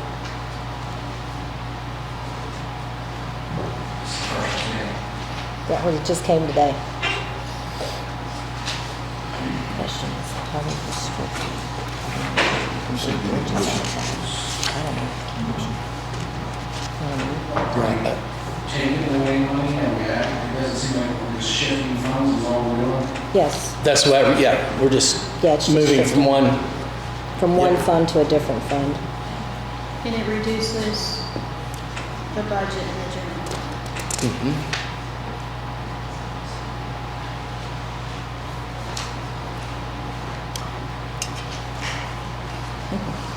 It will require the commissioners to approve the shift of $209,000 from the lit economic development to economic development. So like Fund 1112 to 1183, that's actual revenue, that's not expenditure. They're asking that we take $209,000 out of Fund 1112 and put it into economic development.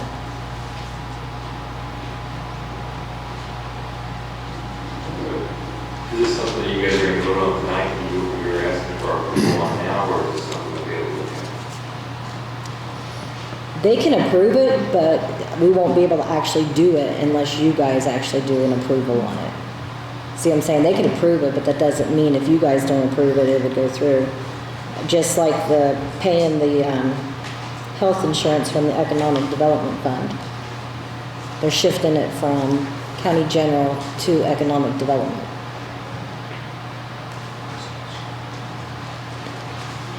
So our lit economic development is basically passing through paying for health insurance. Using the highway edit money.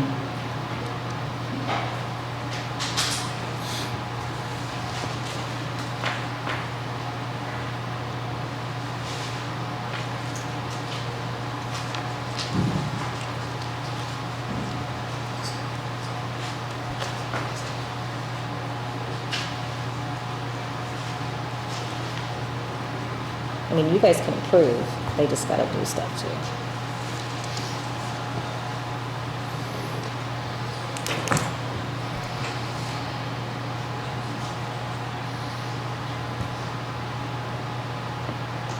You could approve contingent.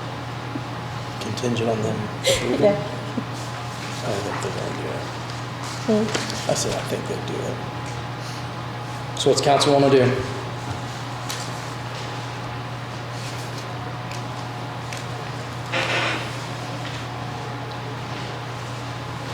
I move we accept their budget recommendations as read. Bob Evans has made a motion to use the summary of the adjustments from the Reedy Group for the 2024 budget. I'll second you. Okay, Dean McQueen seconds. All in favor, say aye. Aye. All opposed? Motion carries. We can just use this one to give to those guys. Oh, yeah.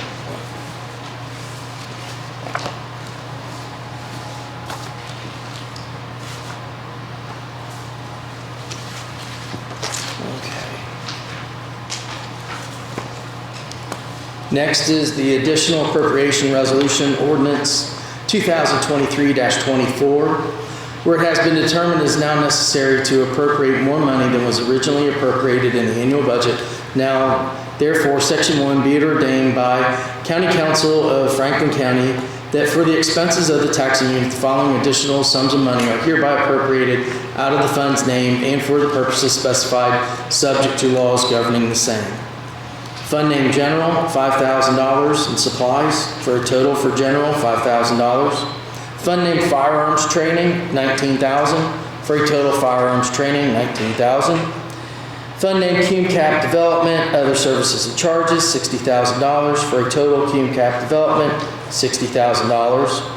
Fund name Local Roads and Streets, other services and charges, $25,000 for a total of Local Roads and Streets, $25,000.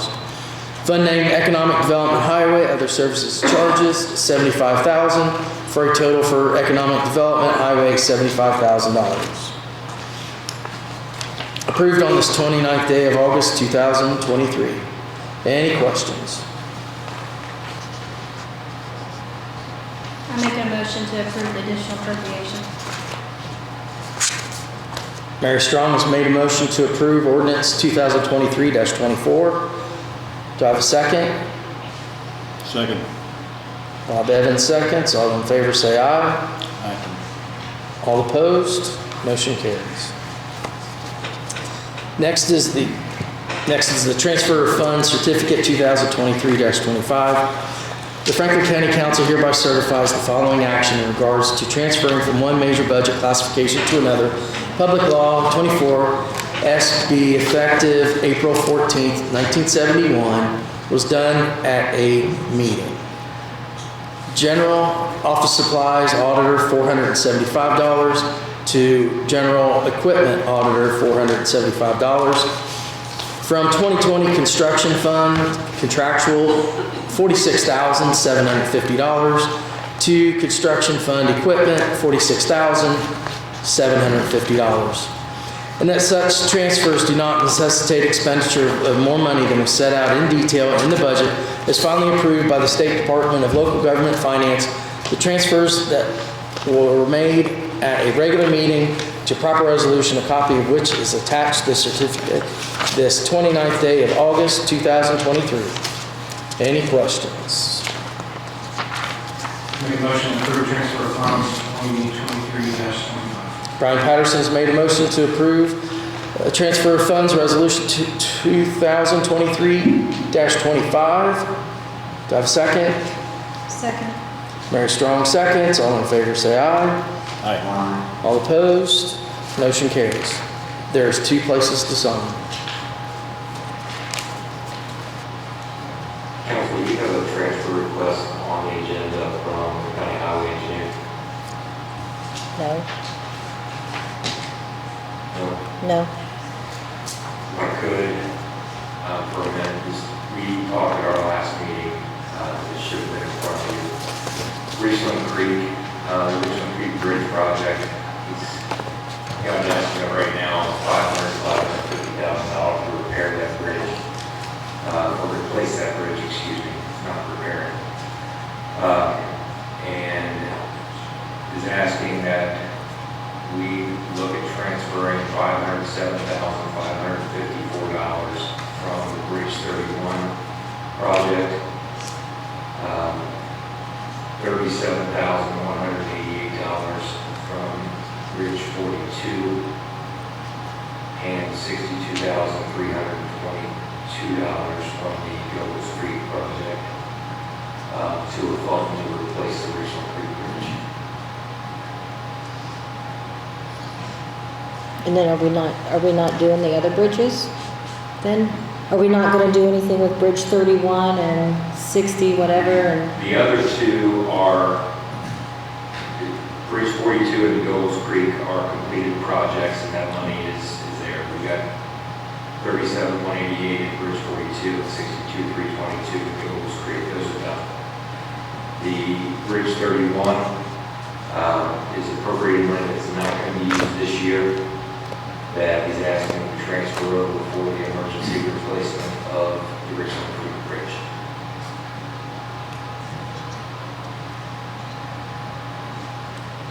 I can't remember what they did in the budget. Commissioners, Did at our last they do? meeting, I don't have it. We approved got the new budget. the emergency replacement. My understanding is the Budget, but it's some- 500,000 for Bridge 31 is, there's work being done on that bridge, not the bridge itself, preliminary work.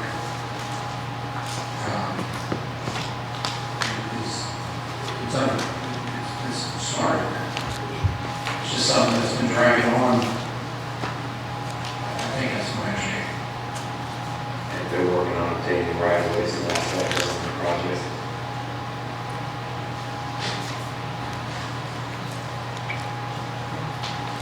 It's 500,000 next year in the budget for Bridge 31.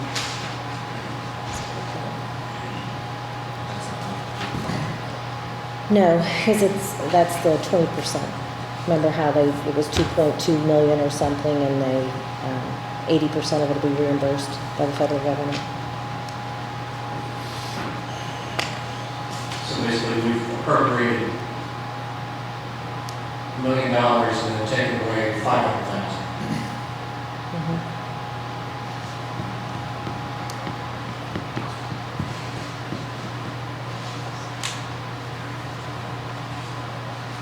And they're asking for a transfer,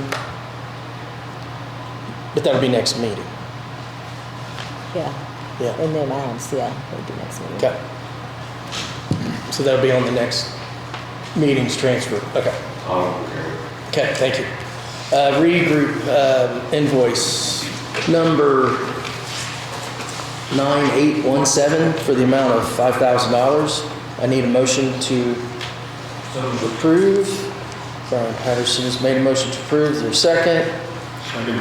Bob Evans, second. All in favor, say aye. Aye. All opposed, motion carries. So, salary ordinance amendments. Amendment 5 to the 2023 salary ordinance 2022-17. Be ordained that on this 29th day of August 2023, the Franklin County Council amended the 2023 salary ordinance with the following amendments, additions as follows. Jail, part-time jailer at the hourly rate of $17.50 for up to 28 hours per week. Commissioners, building inspector / APC, administration, overtime authorized, retroactive to June 1st, 2023.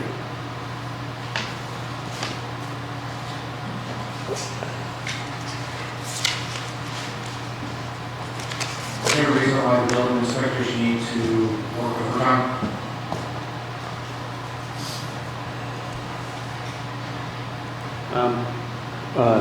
The APC needed someone to take the minutes and everything at the meeting, and he volunteered to do that, so he wants to get paid. It'll be straight time for the 3 or 4 hours that he's there once a month.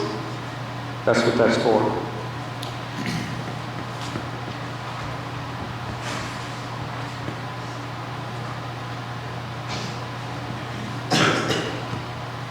So this is just for the building inspector and the APC administrator? Is that what this is? Yeah. Our director should not be getting any overtime pay. She's salaried. Yes. The only one, I think what she's asking, since there's 2 building inspectors, it's just the one that's the building inspector and admin.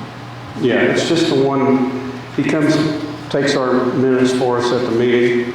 Instead of us hiring a part-time person, which we had part-time money for, we wanted to let him do that work.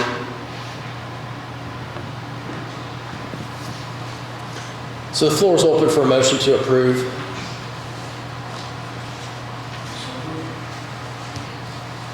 I make the motion to approve. Bob Evans has made a motion to approve the salary ordinance adjustments. Glenn Bischoff seconds. All in favor say aye. Aye. All opposed?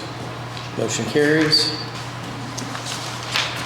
Okay, next on the agenda is a report we got from the Reedy Group on what a 3% raise looked like for the county employees.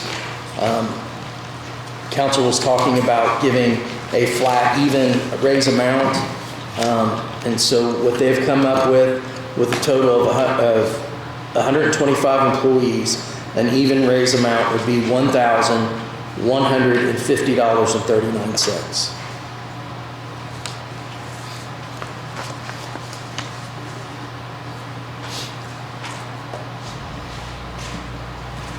So what would council like to do? Just need a motion to approve this. Yeah. so there's the 3% raise of 125 employees divided by each employee, correct? The total, yep, and then divided by 125. Yep.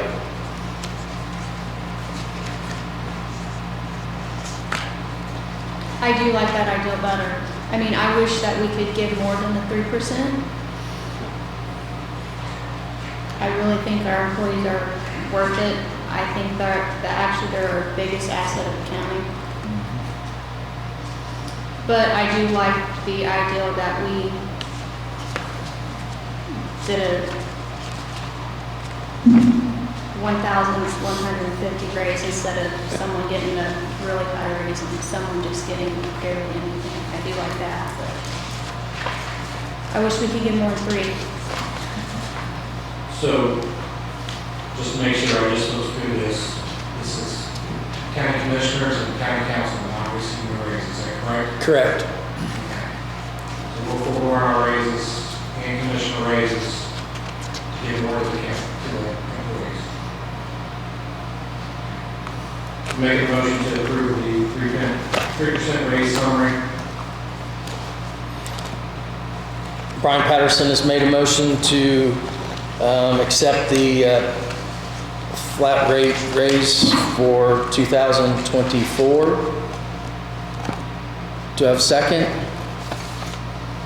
Second. Bob Evans seconds. All in favor say aye. Aye. All opposed? Motion carries.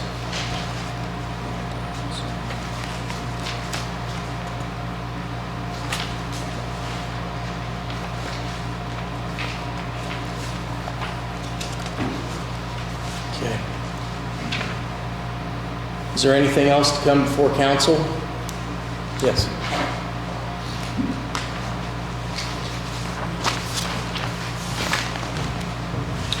Try to be brief here. Thanks for all the things you guys do. You got a hard job. I want to go back to a meeting in May, I think it was May 23rd, the council meeting. There was a meeting, a special meeting about a week ago about the surveyor's office employees receiving some back pay. And I think in that meeting it was mentioned that the county attorney said to contact Jeff Cook, the president of the council, and I figured it'd be better just to come to the board to talk about this. It's regarding back pay. There was a error made when I hired an employee in April. It was discovered. It was recommended that I come to the council, and I was in May, and I think there was a unanimous vote to approve the back pay for all employees at the beginning of the year. So 2 of the 3 employees have been paid. So I'm just trying to get any clarification here if there was any confusion about that so that I can clear this up with the commissioners to get approval to make all the pay that needs to happen. How much back pay is it? Talking $91.13. And for some reason, it's not being I think done. the issue is that when you came for the part-time employees, you had 2 current employees at that time when you came to ask, and the issue is I had 3 employees at the time I requested. I did not terminate one position until April 25th. Austin, when did he call and tell you to remove it? The first week of March is when you I asked him to remove it. didn't say termination, I asked for removal of the time from LAO so it doesn't reoccur and repopulate. This person was on voluntary medical leave, and I was still trying to retain this person, and I did not get the keys back from this person until April 26th. But that's really still nothing that they can decide tonight. You need to take it to the commissioners. You file your paperwork. I did, and it was said that I had to come to Jeff Cook and ask, so I'm getting clarification. It's already on the salary ordinance, so the rate is not the issue. It just needs to be approved by the commissioners. These are funds that were approved in '22 for the 75 cents extra an hour. I came back to you again, and you approved it again in May.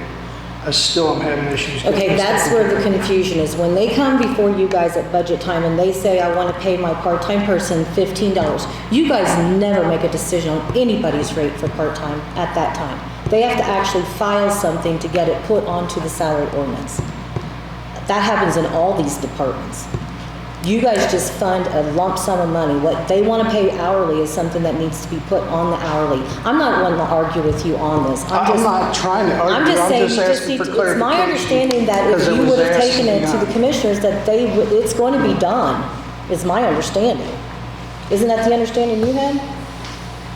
I wasn't at the meeting, so. I'm asking for clarification. And it's $91? Is that what you said? That's it. We're talking small stuff here. You guys are dealing with a lot of money. I'll make a motion to approve the $91 and just ask that all parties have better. Already been approved. Just need to do it with the commission. My point exactly. Yeah, it My point doesn't matter. exactly. The commissioners have to approve it. So, but it was brought to me to come to the council. I guess to the ask. council's approving you to go talk to them to get it approved. I know it sounds foolish, but that's what's happening. Pay where it is. Yep. Thank you for your time. Sorry to bother you with this. Okay, Brian. I got one, hopefully a quick thing. So budget hearings, I've been working on getting the park to come online and things like that.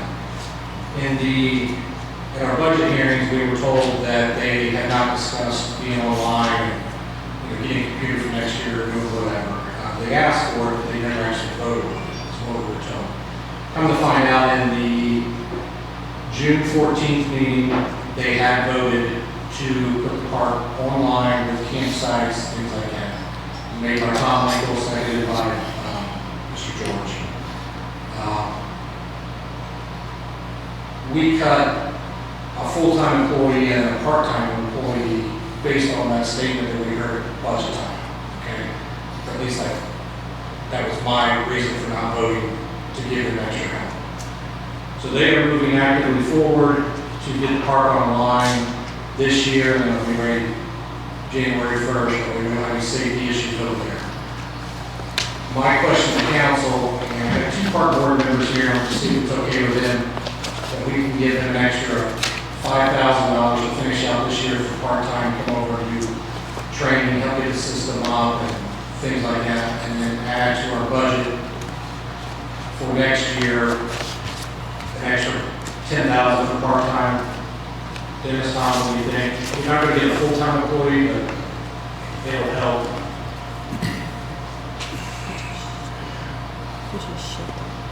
Yeah.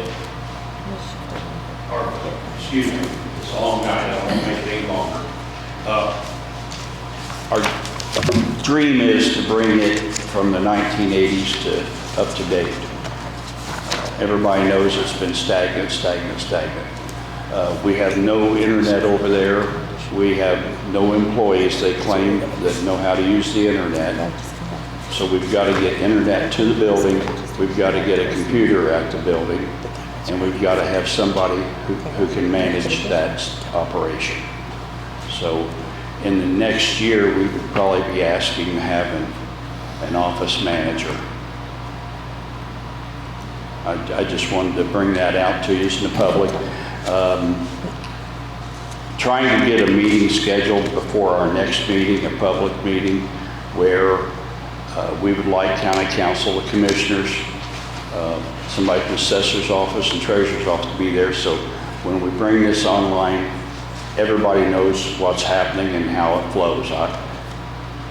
We're going to do it in the winter when it's slower, but once March comes, it's going to be everybody, we're going to be working the machines.